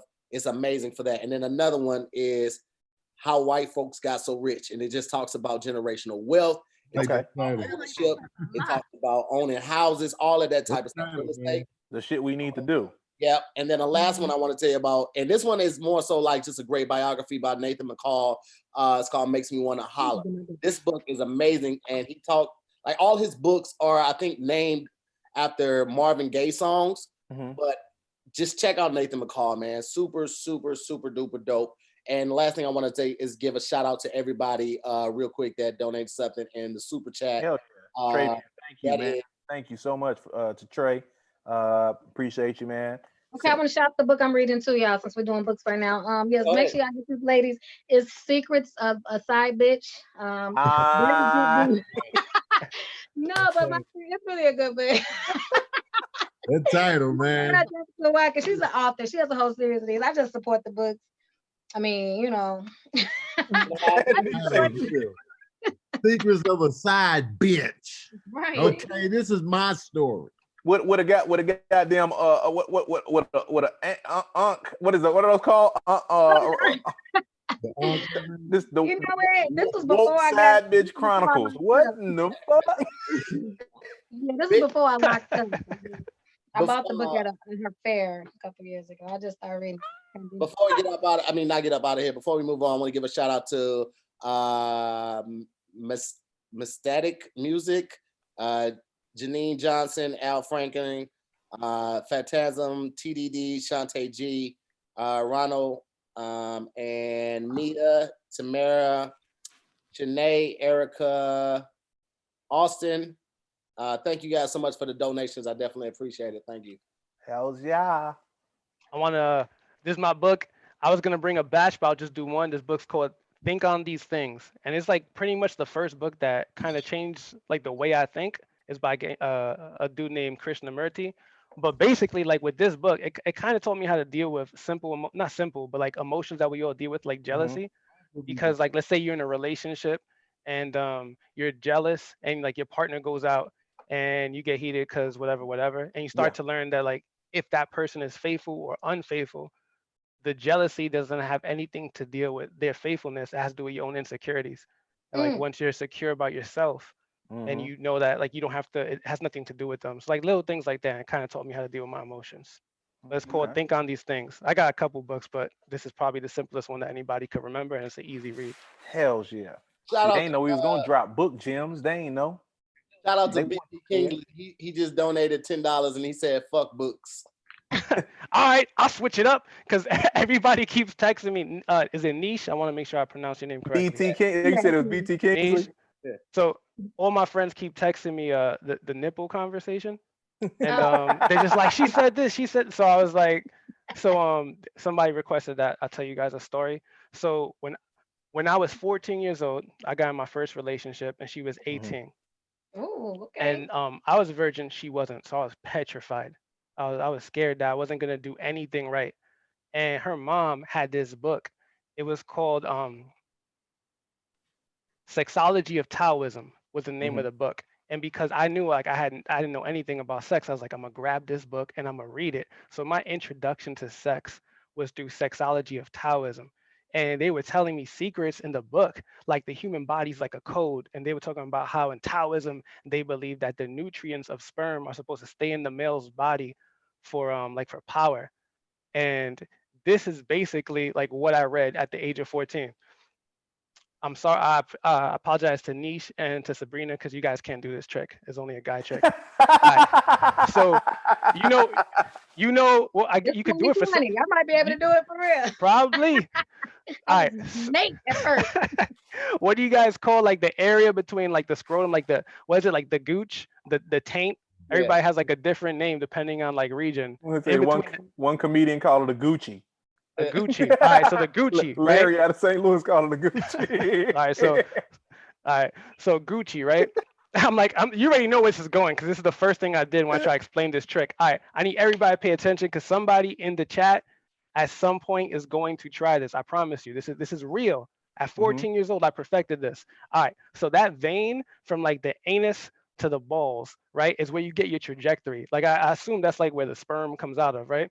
So if you take 2 fingers right before you reach orgasm and you push them in and stop that vein, like let's say this was the vein, and you that sounds so painful. It is, especially like the first time when you don't know the amount of pressure to apply and you're just like 14 and you're like, I don't want to get her pregnant. She's like, what are you doing? Anyway, so right before you reach orgasm, as a dude, yeah, Tony, you got it, right? Yeah, see, you should be taking 2 blue chews. Look at that. So anyway, like one, all right, so check it out. If you push it right into your scrotum right before you nut, right, nothing comes out. Nothing. Like absolutely. And like the sexology of Taoism, supposedly those nutrients go to your body. So the first time you do it, you're gonna fuck up. The first time you do it, you're sitting there like a little drip or something. So you say the first time you're gonna do it, you're gonna fuck up. So the first time you do it, she getting pregnant, is what you're saying? Probably. Well, it depends on the position, like in gravity, like the gravitational pull. Like if you shoot 5 ropes, yeah. But because you're nervous. 5 ropes? 5, yeah, 3 weeks will give you 5 ropes. Dude, you know my diet to here. My whole diet revolves around sperm. What is 5 ropes? Like 5 shots, like 5 good shots, not like a drip. You know what I mean? Like wait, 5 ropes. Your diet. Wait a minute. But we got calculating. Yeah, my diet. Wait, is it these 2 things? You drinking it? Yeah, those. No. All right, so check it out. He's like my diet. I'm like, you drinking it? No, I told him that my whole diet revolves around healthy sperm. My whole diet, like everything in my fridge, everybody knows. Okay. Everything revolves around like healthy sperm. And there's a difference between having healthy volume and healthy sperm, because you have healthy sperm to get someone pregnant, but not like a lot of volume. So it's like 2 different types of diets. Anyway, so right before you nut, if you put those 2 fingers, you got it, Tony, directly in your scrotum. Not those 2. You got it, Tony. He's gonna give himself the 7-10 split, 2 in the anus, 1. I'm like, what are you doing? No, dude, just take 2. You're doing the reverse. You're doing the Spider-Man. I don't know what you're doing. Just shove them up, never be the same. Stop the vein, and no sperm will come out, right? The first time someone's gonna drip, but if you commit to it, by the 3rd time you'll get it right. So I'm just like 14 years old. I'm just like reaching around because it saves money on condoms. It worked. I got no kids. I'm just confused. So awkward, mid, like right when you finish, you just reach around and just press it. Like, how do you even do that? One, confidently, and then also discreetly. How do you like press that? Well, you gotta practice in your bathroom. It's not that painful because it's kind of like this. You know, like if you want to put your arm to sleep, you kind of just stop like that one vein that's bringing the blood. Mm-hmm. Or you put your dick to sleep. No. You're not joking from the front. Just completely different. He in real life chokes his chicken. Sabrina, I couldn't hear you. You still feel the orgasm? Yeah, you feel it. Just nothing comes out. No sperm comes out because that vein stops the sperm from coming out. And like I said, the first time you try it, like when you practice in the bathroom by yourself, can't you feel do it. ashamed. It sounds like it hurt. I'm straight. Don't lie. You're saying you can't do it. And 2 more Zoom calls, you're gonna be like, Eddie was right. We should call him. You know it. Where does the sperm go? According to the sexology of Taoism, it goes into the male's body, and he keeps the quote unquote nutrients. But right, it actually like. So you know how bust in you. Yes, you bust in you. Yeah, you bust in you. But I think some stays in there because, like, you know how like if you're saving some, once again, since we all learn new terminology, because you want a few ropes, you know, you're like, I don't want to waste it. You can actually like reserve it in your testicles. for like a couple, like just do that. Reservoir. There you go. Bam. The double barrel shotgun. That's a bad analogy. I just made it up. So Eddie got a nut overflow. Just in case. Right. 14-year-old Eddie.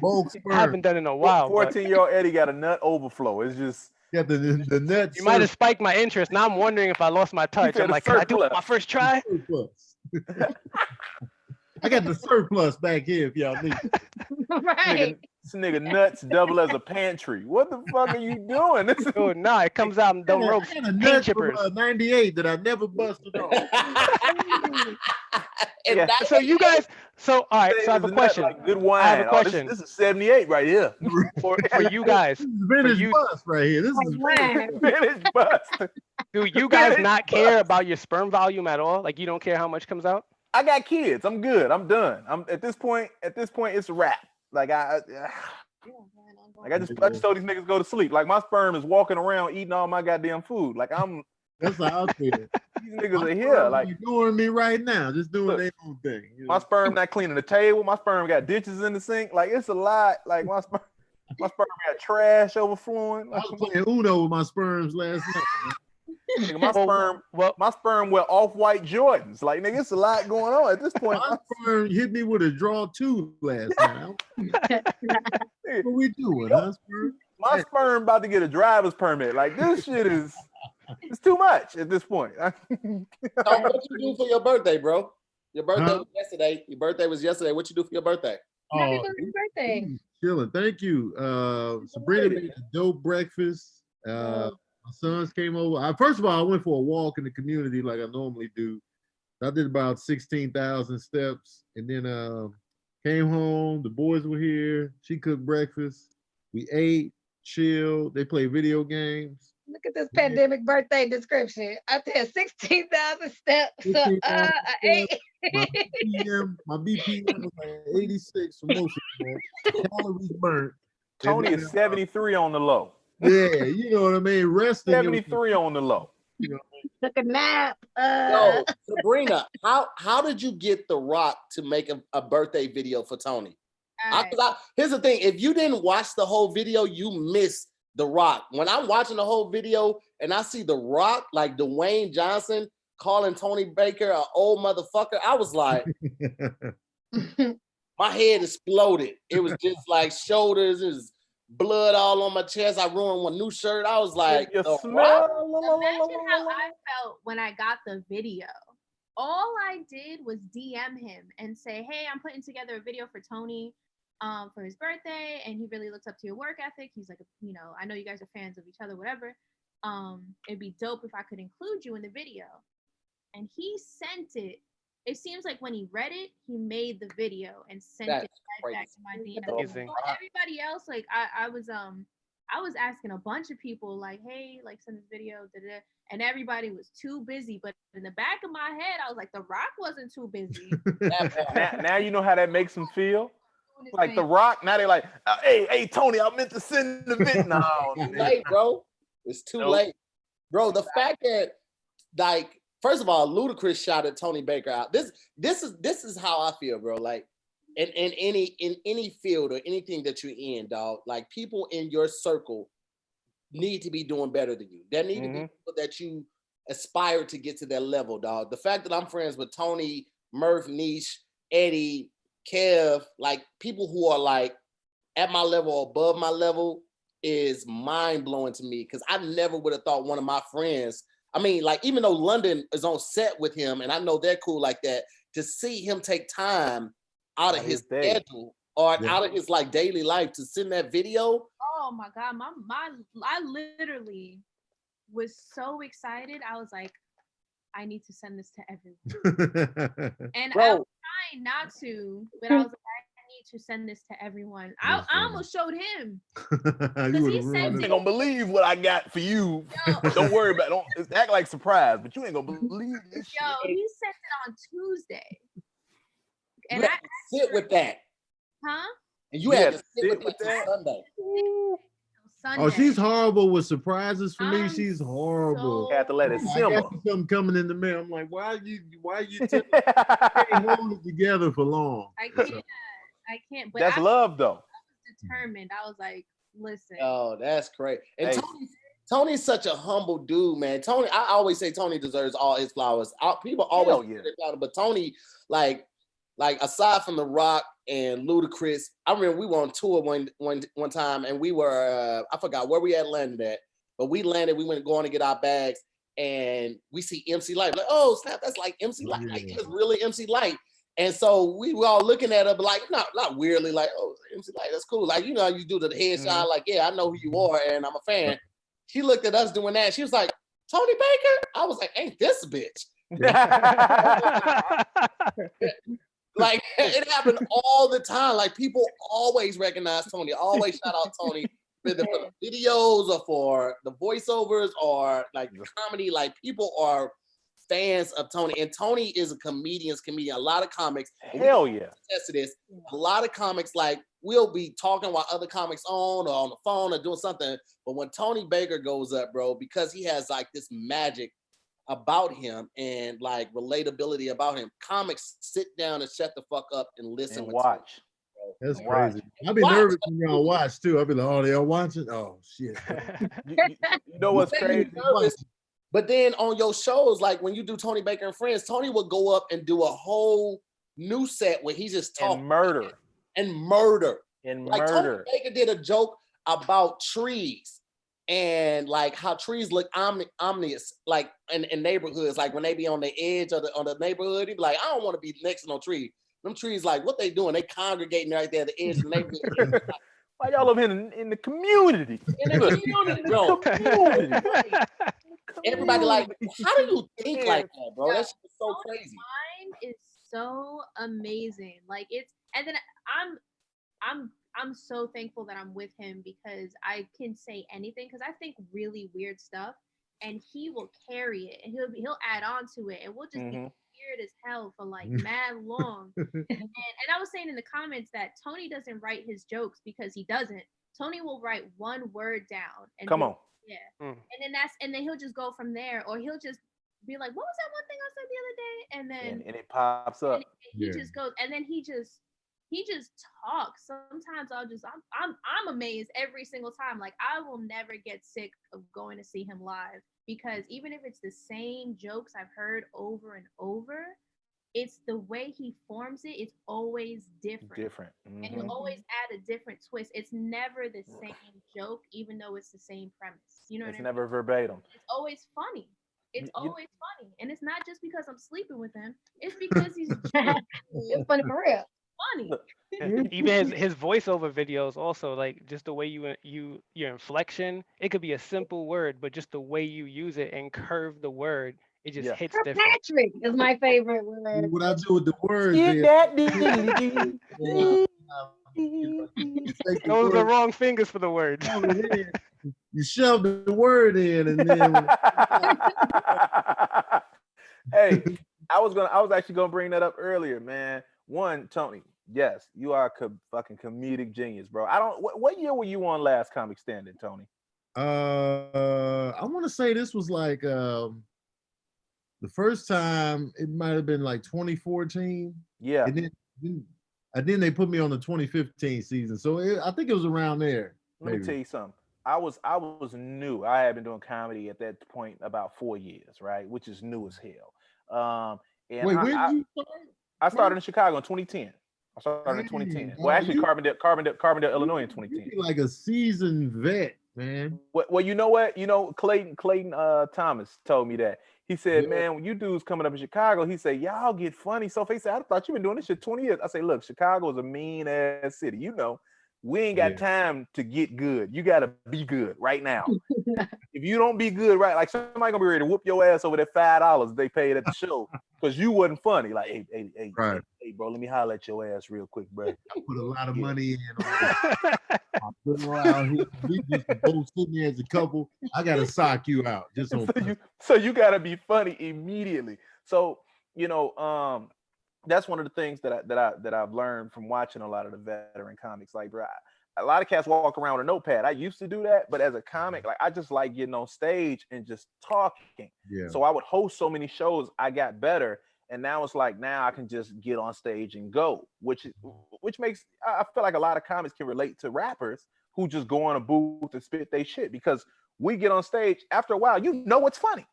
You know, like you know in your mind, you're like, oh, this is gonna hit. You know, also I just wanted to say, man, it's a blessing being around people like you, Tahir, Nesh, like just comic wise. Like I was chopping it up with Afion the other day, right? After him and Kev went back and forth, and I saw the joint with him and Spice Adams where they spoofed the Luda and Nelly. And I was just like, yo, this shit is classic. And Afion was like, man, I appreciate that, bro, man, good shit. And I'm like, yo, I'm literally talking to people that I look like they don't understand. Like, bro, I sat down and had a conversation with Dave Chappelle, and we just chopping it up as homies on some shit. And I'm like, oh, you know, I got a special of at Comedy Central. And he like, oh man, how they treat you, nigga? You know, I softened them up for you. Like this, like, bro, this is mine, nigga. Kevin Hart. Like, we're sitting talking to these niggas. Like, oh, what's up, man? Like, that's fucking insane. That's insane. Like, we act like it's normal, but inside, I'm like, nigga, I can just talk to this nigga. Right. Bro, talking to, like, people you look up to, like, just 10 years ago, because I moved out here in 2009, I would have never thought that, like, I'll be chilling with Joey Wells, Spank, Kevin Hart, Tony, Kevin Naeem. Bro, like D-Ray, the comics and the rappers, bro, like from the opportunities of staying true to me and pushing through and leaning into the dream, bro. Like, bro, I literally text D Smoke like regularly, and to get T.I. on the wording is hard. Man, that was crazy, bro. Like, some of the people that I have on my phone, I sit down and be in awe, like, I never would have thought this, bro. Like, but it really came down to, like, being, one, consistent, and two, doing the fucking work, bro. Like, that's really what it comes down to, doing the fucking work, bro. Even when they just comment on your videos, like, people, you see how far from reality this is for a lot of people, bro. Like, I'll post something on Facebook and Corey Holcomb will just start roasting me in the comments. And I see 25 comments of people under Corey, oh man, what up, man? And I'm just like that's the homie. Like, I'm shooting basketball with this nigga, you know what I'm saying, on his podcast. We just in the back. That nigga be hooping for real too. Hooping. We just shooting buckets on the little play rim and shit. Nesh was horrible, but look, we ain't gonna talk about that. But I still got the video. But you got the video. I only missed one out of 50. Horrible. Look, anyway, but people freak out, you know, and I'm like, to us, this is becoming like normal everyday life. And I'm like, nigga, this ain't real. Like, I don't even know how to explain it, bro. It's just weird being able to be in a position like, oh, let me text, hey man, how y'all doing? Blah blah blah. Or hit D-Ray up, man, what's good, bro? I think I'm gonna slide through. All right, man, bet, slide. Yeah. When 10 years ago, he would look at me and he didn't know who the fuck I was. Right. Bro. I remember Tahir before he moved out to LA. I think the tour where we met each other after that tour is when you moved out to LA, if I'm correct. That next year, because we were on tour together in 2007. Yeah. And I remember he would work the whole day, be on the mic. I was terrified. I can't even lie, because I was just poor and I pretended to be like this super confident, ready to grab the mic person to get this job so I could not be poor. And then I got the job and they gave me the mic and I was like, oh, I have to prove it. And Tahir just like grabs it, kills it. And then he's like, your turn. And I'm like, oh man, I gotta turn. Oh man. And then after work days, I remember we were in Chicago one time and you went on stage and I saw you perform for the first time. And I was like, man, he's really funny. Like he's really funny. Like, this dude's funny. And then when you went out to LA, this has happened so many times. But I'll never forget the first time I'm speaking to someone from Atlanta, one of my boys that we play games with. And I'm like, oh, I got to hang up. My boy Tahir's calling me. He's like, Tahir Moore? And I'm like, yeah. He's like, oh my God, you know Tahir Moore? I'm like, yeah, he's my friend. Like, every time that to me, like, I'm like, that's crazy. Like, it blows my mind every time. Yeah, I'll be with my girl and we watching television with her parents and Tahir will pop up in the show. And she'll make a comment like, oh, that's Eddie's friend. And then everyone like loses their shit. I'm like, this is crazy. Like, I know him and he's on the TV. That's a weird sentence, and that comes from like, that's work ethic. That's obviously as being funny, but it's also a combination of the work ethic. Yeah. Here's work ethic, man. You got to do the Italian fingers. Yeah. Here's work ethic, dog. We clown him because like he be like, cause he started to panic when he ain't doing work. But like, you know, if 5 minutes then went by and Tahir ain't done some kind of work, he'd be like, yo, man. Like, man, relax. It's been 30 minutes now, man. Talk to him on the phone and watch how fast he hang up on you. Hey, I gotta go do something. Here's work ethic. Impeccable, dog. And I just be like, so here's one of them cats I can refer people to and not have to worry about nothing. Yeah. Be like, because you know, some people you can't vouch for. But like Tahir, I be He's like, oh, like you can't. People gonna get the work done. He gonna deliver, and I just be like Tahir Moore, and then I can just go on about my day. Yeah, Tahir definitely will work his ass off, man.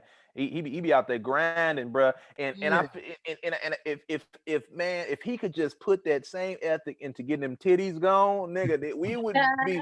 If you could just ethic on the breast reduction, nigga. If he could just say, I wanted B's instead of C's, like nigga, just roll it back in the alphabet, like yeah, nigga. If we could get him to just roll them teeth back, right? The gums, just a smidget. This nigga gums is in HD on the Zoom. Dude. Tony Baker hands all around this motherfucker. I honestly thought Tahir invited me on here just because my gums. I'm not gonna even lie. Like I'm very well aware. Like I got this expression. Like when I'm about to laugh, I'll be. I'm coming. I'm coming. I'm coming. I like hit this graphic and just. I'm coming. It's gums everywhere. Tahir gum to tooth ratio is unparalleled, nigga. He has nice teeth though. You can see him? He has nice teeth, dude. I'm telling you, as someone that nigga got teethlets. He got nice teeth. That's like when people joke on him. I'm like, I want something like, you know, you got nice teeth though, right? This is coming from somebody who has big gums and not nice teeth. Like, I ain't gonna lie, like I know what it is. Look, hold on 1 second. Tell me I look like Stonehenge. That looks like Stonehenge, yo. It looks like a sundial. Like I should be able to. Just bit his arm to show us the fight. Because one time I bit someone. I bit my girl. I'm gonna show you. Because I bit my girl's arm one time, and she's like, "You bit me too hard. Look at the teeth imprint." I looked. I was like, "That looks like Stonehenge." That's why he like DMX so much. He got the teeth of a pit bull. That's why he like. I fuck with X. Look at my mouth. No, but like say whenever I see like even the drawings of him, like the like the PNGs and the Photoshops, I'm like, man, that's the look right there. Nah, Tahir he the motherfucking homie, man. Like I always have been. Tahir was one of the first cats to put me on stage in LA. Between him and Clayton. Like niggas would not put me on stage. I was coming to LA. I was trying to get on I didn't have the plug. When you come to LA, you gotta have a plug. You gotta have somebody vouch for you. A lot of people don't know that. So I didn't have the vouch. I was just out there like, I'm funny. They like, nigga, everybody funny. I'm like, but I'm funny. And they like, nigga, go sit in the corner, right? Or they hit you with I'm gonna put you up. And 2 hours later, when the show over, like, oh man, shit happened. Tahir introduced me to Clayton Thomas. Clayton put me on the extravaganza joint. Nigga, I tore the extravaganza down when it was at the Union. Next thing I know, I'm on Mo Better Mondays.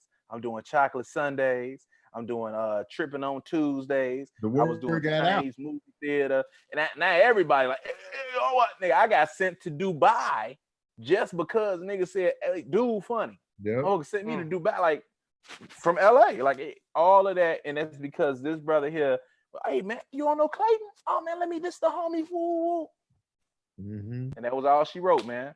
I take no benefit or no ownership in that, bro, because all I can do is introduce you to somebody. It comes down to that work ethic when you show and prove that like got you those shows realistically, man. I just try to connect the right people, and like that came from Murph being a stand-up guy. Like everybody in here, with the exception of Nesh, and that's just because we only met like in passing, has put money in my pocket one way or another, and I try to return the same favor. Like Murph put me on a college show. What college was that? Was that ISU? Me. ISU, man.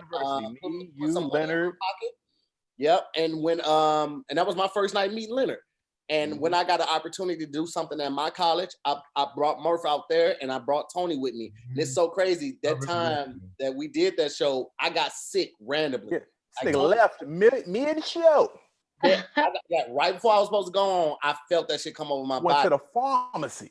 And I was like, Tony, man, I know you're supposed to feature, but can you headline? I'll pay you the extra for headlining. He was like, yeah, I got you. And I had big plans to take him out in St. Louis and take him to the clubs and all that type of stuff, bro. And I had to cancel it just because sick. But my niggas my dogs came through for me.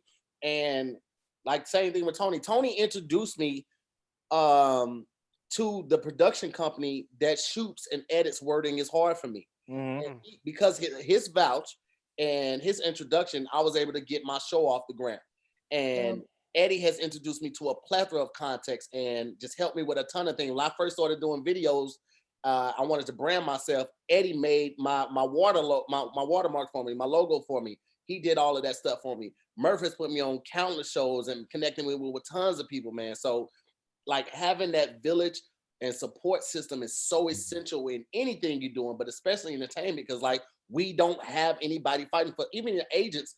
Like, yeah, your agent's fighting for you because he wants to get that money, right? Understand that he also got 11 other clients that he's getting money from. So nobody's gonna work as hard for you as you are and your support system. And I'm thankful to have friends like these people on these Zooms that will risk their reputation and go to bat for me the same way I would. Because in a lot of situations, a lot of friendships and relationships, there's always one person that will work harder to save it and do what they can for it than the other person. And I just feel like everybody in here, we all on the same page of like coming together, sticking together and helping each other out to make sure we all grow together. Cause it's like, yeah, we all want to be successful. We all want to be rich, but you don't want to be rich by yourself. You want to be rich with your friends. So you can call them like, hey man, let's go to Kansas this weekend. Let's hop on the yacht for this weekend. Let's go do whatever this weekend. And everybody is available and also able to do it financially because you know, being financially sound and stable, yeah, you could pay for everybody to do it, but it's so much better when we can all like do it together and everybody feels a part of it and we're all sharing that moment in history. And that's going to be a memory of all of us together at one time. And like that's the stuff I live for, bro. I love it. And we're preaching right now. Too. Like whenever we watch movies and like TV shows, it'd be the same crew just rocking with each other. Oh, that's the guy that's always in Adam Sandler movies. That's the guy that's always in this. And it's like you see that camaraderie and they always looking out for one another. So it's just like I love that vibe of just like a crew, a collective of just people always showing up at people's stuff. So it's just like I like that aesthetic. I see that a lot with the homie, man, Blake Anderson, with him and Adam Devine and all them cats from Workaholics, man. Yeah. Like them dudes work together all the time, man. And that's what a lot of people don't understand, bro. Like comics book other comics. That's like what people in your industry, it's just like rappers book other, like, mother, that's why you ain't gonna catch me out here like, man, you know, such and such was fuck that. Like, bro, like producers ain't just looking for you. But other comics gonna see Tony, other comics gonna see Tahir or Nesh and be like, hey, hey, bro, what's up, man? I will put you on the show. Next thing you know, oh man, I got a TV show. I guarantee, like when you were on the Carmichael show, I guarantee Gerard is a fan of Tony Baker. Oh yeah, Rail is a fan of Tony Baker. You get what I'm saying? The guys that out, you know, hitting shows with and open mics with. They in the show and be like, yo, bring Tony in. Lil Rail put me on Rail just on the strength of just like, yo, that's my boy. That's Tony. Yeah. And it was just like, this is what it's all. And I can't wait I love putting money in people's pockets. That's the best feeling in the world to me when I could be like, yo, got this going over here, get in on that. I love that feeling when I pay a comedian or I lead them to the money, I'll be like, yeah.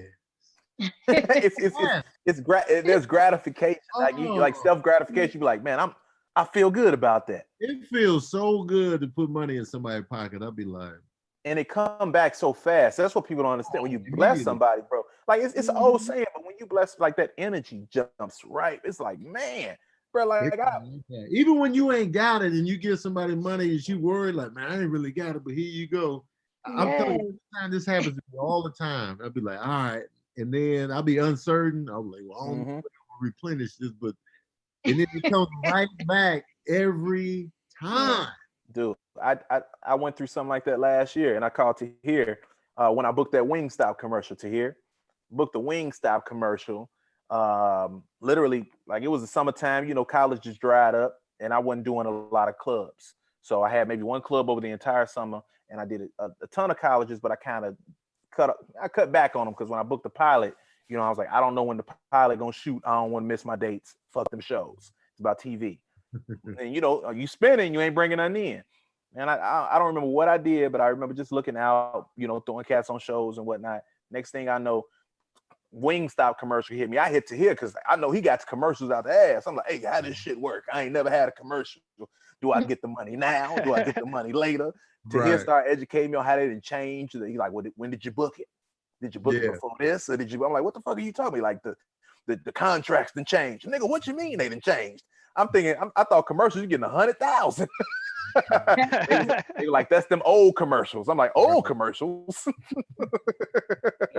but that's another thing, man, about being educated. Like, you got to educate yourself in your field, man. And it's hard out here because, like, one, a lot of the stuff isn't general knowledge. It's not readily available. And there are some people who won't share that information. But I'm like, bro, like, it ain't gonna cost you nothing to tell me yay or nay or the right. Like, it literally costs you nothing, man. So I always tell people, man, like I'm thankful for every role I book, but like, don't think those roles were like life-changing financially. Like, you book a TV show, typically that's between $1,000 and $1,500.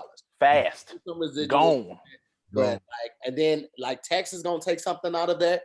Your agent's gonna take a part out of it. And if you got your manager, your manager's gonna take a part. And your attorney. So if you got booked for $1,500, and like usually if you got a good agent, they will add an extra like 250, extra 300, and they'll take their part out of that, right? So you still got that 15, but that's before taxes. So after taxes and after your manager or whoever says something, you might be walking away with a smooth 900. Easy. Like, and that's on a good day. Like those roles and commercials aren't live changing. When it comes to commercials, it's a little different because if they rerun it, like if they like, because they'll book you for the role and they might say, hey, this is gonna run for typically it's 5 to 6 weeks, right? If they renew the contract, then they'll reach out to your agent to have you re-sign the paperwork and all of that. Or if sometimes they'll buy you out, like you won't get any type of residuals. And they'll just give you a flat rate for that. Or sometimes they'll buy you out and they'll tell you that they're going to use your likeness and your face in perpetuity. It's like, so that means they can run that commercial forever. Y'all see how he know this commercial shit? This is why I called him. I didn't know any of this. I had to educate myself because like my agent was throwing all these words out there at me, and I'm like, bro, I don't know what none of this means. I need perpetuity one of the words? Yeah, I was like, hey, are they gonna use me in puberty? Because I don't know what they like perpetuity, puberty. I heard him. He didn't even trip over to nothing. Puberty, perpetuity. Oh, when it comes to money, I'll make sure that word is right because I need to know when my checks is coming. So like you have to educate yourself on that and link up with people who've done it before and get that information from them because people ain't just gonna tell you. They're gonna talk fast at you. They're gonna send you a contract for you to sign electronically. They're gonna tell you to get this right back to me, but they ain't gonna explain it to you. And I'm like, well, what's this mean? I had booked this commercial for what's the car company that you buy? It was like CarMax, but you could buy the car online, and I forget the name of it, but I didn't book the role. They went with somebody else, but they liked me so much. They used me for the informational videos for training for their employees. And they paid me for that. So I'm like on training videos, and like this one dude saw me, he was like, man, I saw you did like the training video for my job. And I was like, I didn't even know they were still using that thing. Because at that time I didn't know about perpetuity and like what it was. So they just bought you out. I had to find out about. So like a lot of it is trial and error. But if I got the information and I could give it out, it don't cost me nothing to share that information to you, bro. Well, I appreciate the info. It helped me out. I like sharing the info and like, because I'm not threatened by like, if I tell them the info, they're going to take it and run with it. And then I'm always glad to be like, oh yeah, do this. Me and T Murph, we always exchanging like information and be like, how'd you get this? And he'd be like, well, yeah, just do this and that. And I'm like, yeah, I'm always willing to share info And because some people they be like, nah, I can't. They might get something that I'm looking for, but like, nah, it's enough to go around. That's what everybody got to realize. So, see, you messed up my plans. Yeah, that was my gig. Somebody in the comments told me to say my favorite thing about Nesh, and I've said it a couple times tonight. Nesh and I have met in similar circles and in passing, but I have not met Nesh and hung out with her like on a comedian tip, like we just chilling and watching a show or something like this. But this is what I do know. I've seen Nesh on flyers with some of the most respected ladies of comedy. They had a tour running and everything. So based off of that, I know Nesh is somebody that respects the hustle, respects the game, and that is highly respected in such. And when I started reaching out to comics, like, yo, I need to get more ladies on here. I want the ladies to be represented. She was the first person out of like 4 different comics mouths who they told me I need to get in contact with. And I didn't have her contact. So I reached out to Dave Hellum, and I asked Dave to hit and let her know what he was doing. And he was like, oh, absolutely. And Nesh hit me immediately and told me she wasn't available, but she was like, but I'm free next week, so let me know immediately. And I was like, cool, say no more. So just on that, the tenacity that she had to get back with me, the tenacity that she had to get on the show, let me know everything I need to know about Nesh. So I respect, I like the most about her correspondence. Let me tell you something about Nesh real fast. Rice.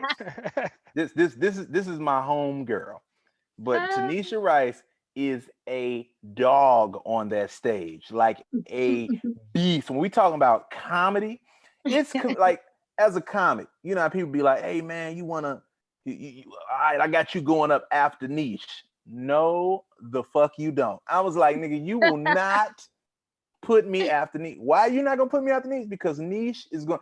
If you don't know, one thing you know about comedy shows, if you're a comic, comedy shows are 80 to 90% women. Okay, women come out to laugh. Men just come because the women make them ride along. All right, so when the men come along and shit like that, they be like, all right, it's cool. They laugh, whatever. But when a woman goes on stage and she can relate to that audience in a manner that you can't, she be having motherfuckers jumping up, running around and shit. I'm in the back knowing I'm next. I'm like, nigga, I am about to bomb so hard. I'm about to die in this moment. Like, I'm talking about, and I mean, like funny. Like, how motherfuckers be like, yo, I heard clown motherfuckers like, oh man, female comics not funny. I'm like, what the nigga, are you slow? Like, the fuck are you talking about? I'm like, all right, as a comic, I'm gonna tell you right now, I don't want to follow not nan woman on stage. Why? Nesh, Takara, there's another comic here in Chicago, Kristen Toomey, a motherfucking dog on the stage. Like, I'm talking about having people, like 300 people crying, laughing, screaming. I've had Nesh and Kristen Toomey at my Faded by T Murph shows. Shows have between 200 and 300 people in every show. Man, after the show, hey, who was that white lady that was up there the whole goddamn show? They trying to follow her. Hey, what just Nesh? Hey, you tell just Nesh, that's my girl. I love you. Can you think I can get a picture after? I like, motherfucker, this is my show, bitch. Like, can I get? But like, motherfuckers, I feel like, brother, like the star power is there, the charisma is there, like it, and just naturally fucking funny. Like, man, look. I be trying to tell you, Murph.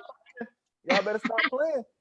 Look, now we got to get Nesh to do is hand her goddamn auditions in on time, because this nigga won't do a self-tape to save her life. My self-tapes be so trash. They be self-tape trash. be 38 days late. Trash. I'm like, why is this They be sending me roles. I'm like, now y'all know damn well I cannot play the role. Like, they don't even fit me. So I'd be like, all right, let me just do that. But no, I'm getting better though. I'm getting better. You know what? I used to doubt myself, man, a lot. And I would call Tahir and hit him up about auditions or acting coaches, which he pointed me in the direction of an acting coach. And shit, man, really, they just want to see you be you. It's not about trying to be the next Denzel or, you know, Will, goddamn it, and I Am Legend. When you're just acting about, it's just about being you, because you are gonna bring something to that role that nobody else can. And that's how I book Woke. Yeah. That's so crazy too. I know like two of my good friends were going out for that role too, and to see Murph get it, and like they're actors, so the fact that yes, Murph. The fact that my nigga Murph got it, man, just let you know, man, like people really underestimate how talented comics are.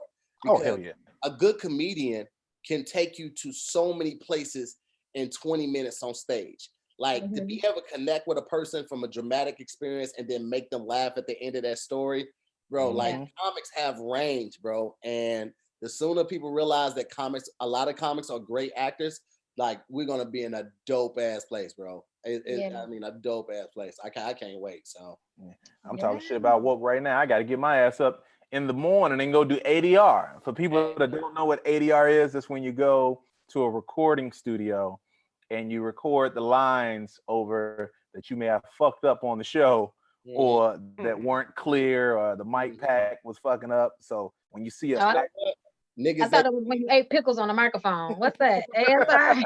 What's that with the? That's what you on, Murph. That's what you on. What is that? ASMR or ASMR, something like that. Yeah.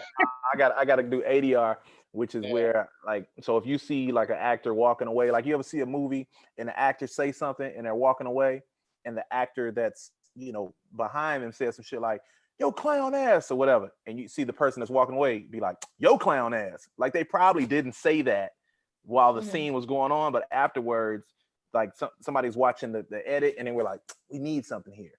And then somebody be like, yo, clown ass, be like, shut your dusty shoe ass up. And you might not see their hair move at all, but that's some shit they added afterwards, where you like, damn, he roasting his ass on the way out. Meanwhile, he really didn't say that shit. Well, listen, man, it looked like we lost Tony and Sabrina, and I've been trying to keep this to like a 2-hour block so people get used to only seeing it for 2 hours. So it's been about 2 hours and 7 minutes. So I want to give you guys a chance to also share real quick. If you got anything coming up, any projects you want people to look out for, go ahead and take that advantage right now. Nesh, you want to kick it off? Sure do. Everybody can catch me on the Funny by Nature tour. We'll be picking back up whenever Outside opens. It's for the dopest ladies out. Myself, Ashima Franklin, Kelly Kells, and Crystal Powell. Vivica Fox is in on it. She'll be at some of the shows, maybe hosting. But yeah, so that'll be coming to a city soon, hopefully before 2021. And just follow me on everything. I keep y'all posted on what else is coming. Okay. All right. Eddie, how about you? For me, honestly, I'll just be really appreciative if anybody follows me on Twitch. It's Elemento at Twitch. You have to kind of hit a minimum requirement to become affiliate, and I'm very much below the requirement of the amount of followers I have. So I think I got me, my girl, and my mom got 2 accounts. But and also I just want to say thank you to you guys, because like I have a really good core group of friends, and Tahir's included in that group. But to come into Tahir's personal group of friends and to feel you guys' energy, it's like, it feels like home, even though it's my first time in your home. So thank you guys for letting me be a part of it. Absolutely. Hell yeah. Sabrina and Tony, y'all got anything y'all want to talk about real quick? Yeah, y'all soft as hell. What the hell? What happened? What's going on in here? I walk away for 2 seconds. Y'all talking some shit. Yeah, Are we back, huh? Hey, Tony, did you try it yet? Did you try? Is that why you left? So I was trying to. That's probably why the internet went off. I tried to do it on the internet box, and then it just shut it off. So I'm gonna come in from like on this. You gotta do that. Yeah. 2 fingers going, wow. Tony, you got anything you want to tell the people to look out for? You and Brina? Check out my hip hop based merch. I have earrings. I have bags. If you like true dope hip hop, I got things with J. Cole's face, Biggie, Pac, everybody. Nas, you got the Nas coasters. You got earrings. I got everything. And you got flower pots. And there's a lot of people who are always curious as to what we eat. So I'm going to be doing cooking classes with my Patreon. So I'm going to be on Zoom. I'm going to post the ingredients before, like a few days before, and then we're going to cook together. So join my Patreon. Go to sabrinasith.com for all things meat. And then go to tinybaker.com for all things tiny. Tiny Baker. Tony Baker Comedy. Tony Baker Comedy on everything. I want to tell everybody thank you for y'all been supporting me and us as a unit like crazy during this pandemic. So I appreciate everything. Tony Baker Comedy on everything. I'm on Twitch. I'm on YouTube. I'm on Instagram. I'm on TikTok now. I'm just, we diversifying our bonds out here. So appreciate everybody. And just stay tuned for more. I'm gonna do another movie night soon on my live. So stay tuned for that too. So yes, and definitely find me on Twitch, Sabrina Sith _ and then Tony Baker Comedy. Yeah. Real quick, man, I want to give a shout out to Tony Baker for hopping in on the silent listener, the best silent listening party, man. Thank you, bro, for coming in. Tony's definitely for sure, man. I'm ready for the next one, man. Yeah, the mindset and opinions of when it comes to this music thing. So this Friday we're gonna do another one at 1:00. Murph, I ain't forgot about you. I'm gonna let you go too. This Friday we got another one coming up, and we're actually gonna do an older album. We're gonna do Daniel Caesar's first album. How do you say the name? Fraudulent? Scoot over. Let me get myself in there. Yeah. How do you say it?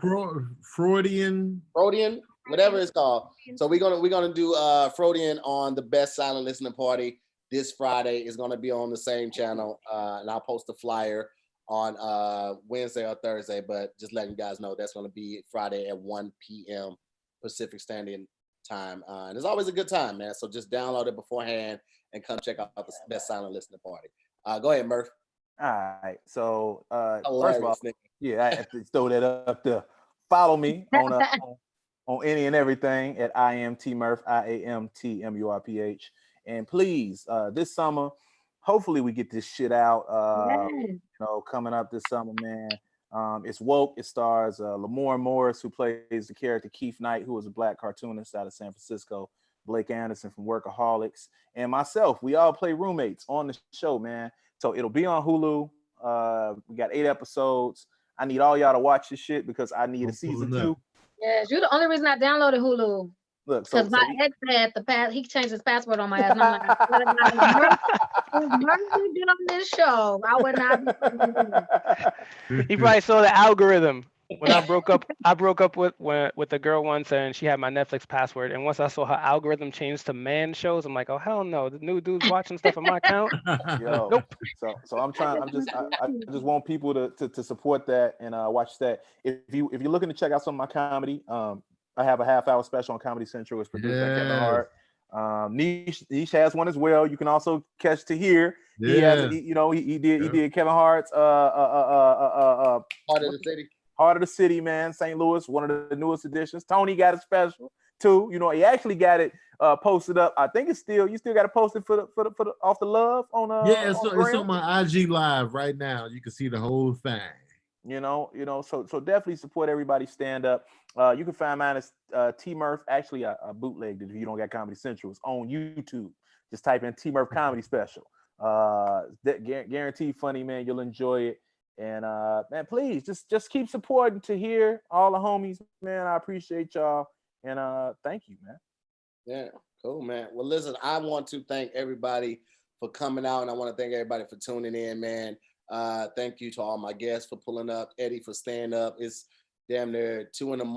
over there, and Nesh, I know it's almost 1 a.m. over there. So man, I really appreciate y'all hanging in there. And Tony making time, Sabrina making time, Murph, always a pleasure, my dude, man.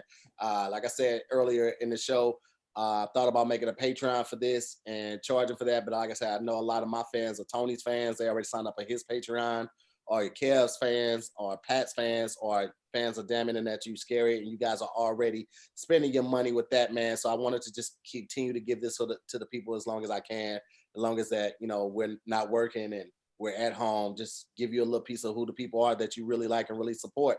So thank you guys so much for all the donations. Before I get out here, I really want to thank really quickly Tania, Colin Jackson, Marcus Wines, Ava Holloway, Ryan Riviera, Osley Jean, Aaron Justice, Yayo, And really quick on the That's my name, cocaine in there. Yayo, okay. Yo, you know what I'm saying? The cocaine. On the super chat, I want to thank Duke, Madden, It's Been One, BT Kingsley, Cloud Village, of course, shout out to them, Greg Johnson, and then BT again. Thank everybody for the donations. Thank y'all more than anything for tuning in. And we'll see you tomorrow on another episode of Zooming with the Homies. Appreciate it. Follow everybody on this. Everybody for the cash apps. Thank y'all for having me. Thank you also. Sabrina, I'm gonna get some earrings. I gotta go to your IG. The link in your bio. Yeah, hit the link in my bio. Thank you. I'll be on there shopping. Thank y'all for the cash apps. Dopeness. Thank y'all so much. Thank you, everyone. Blessings.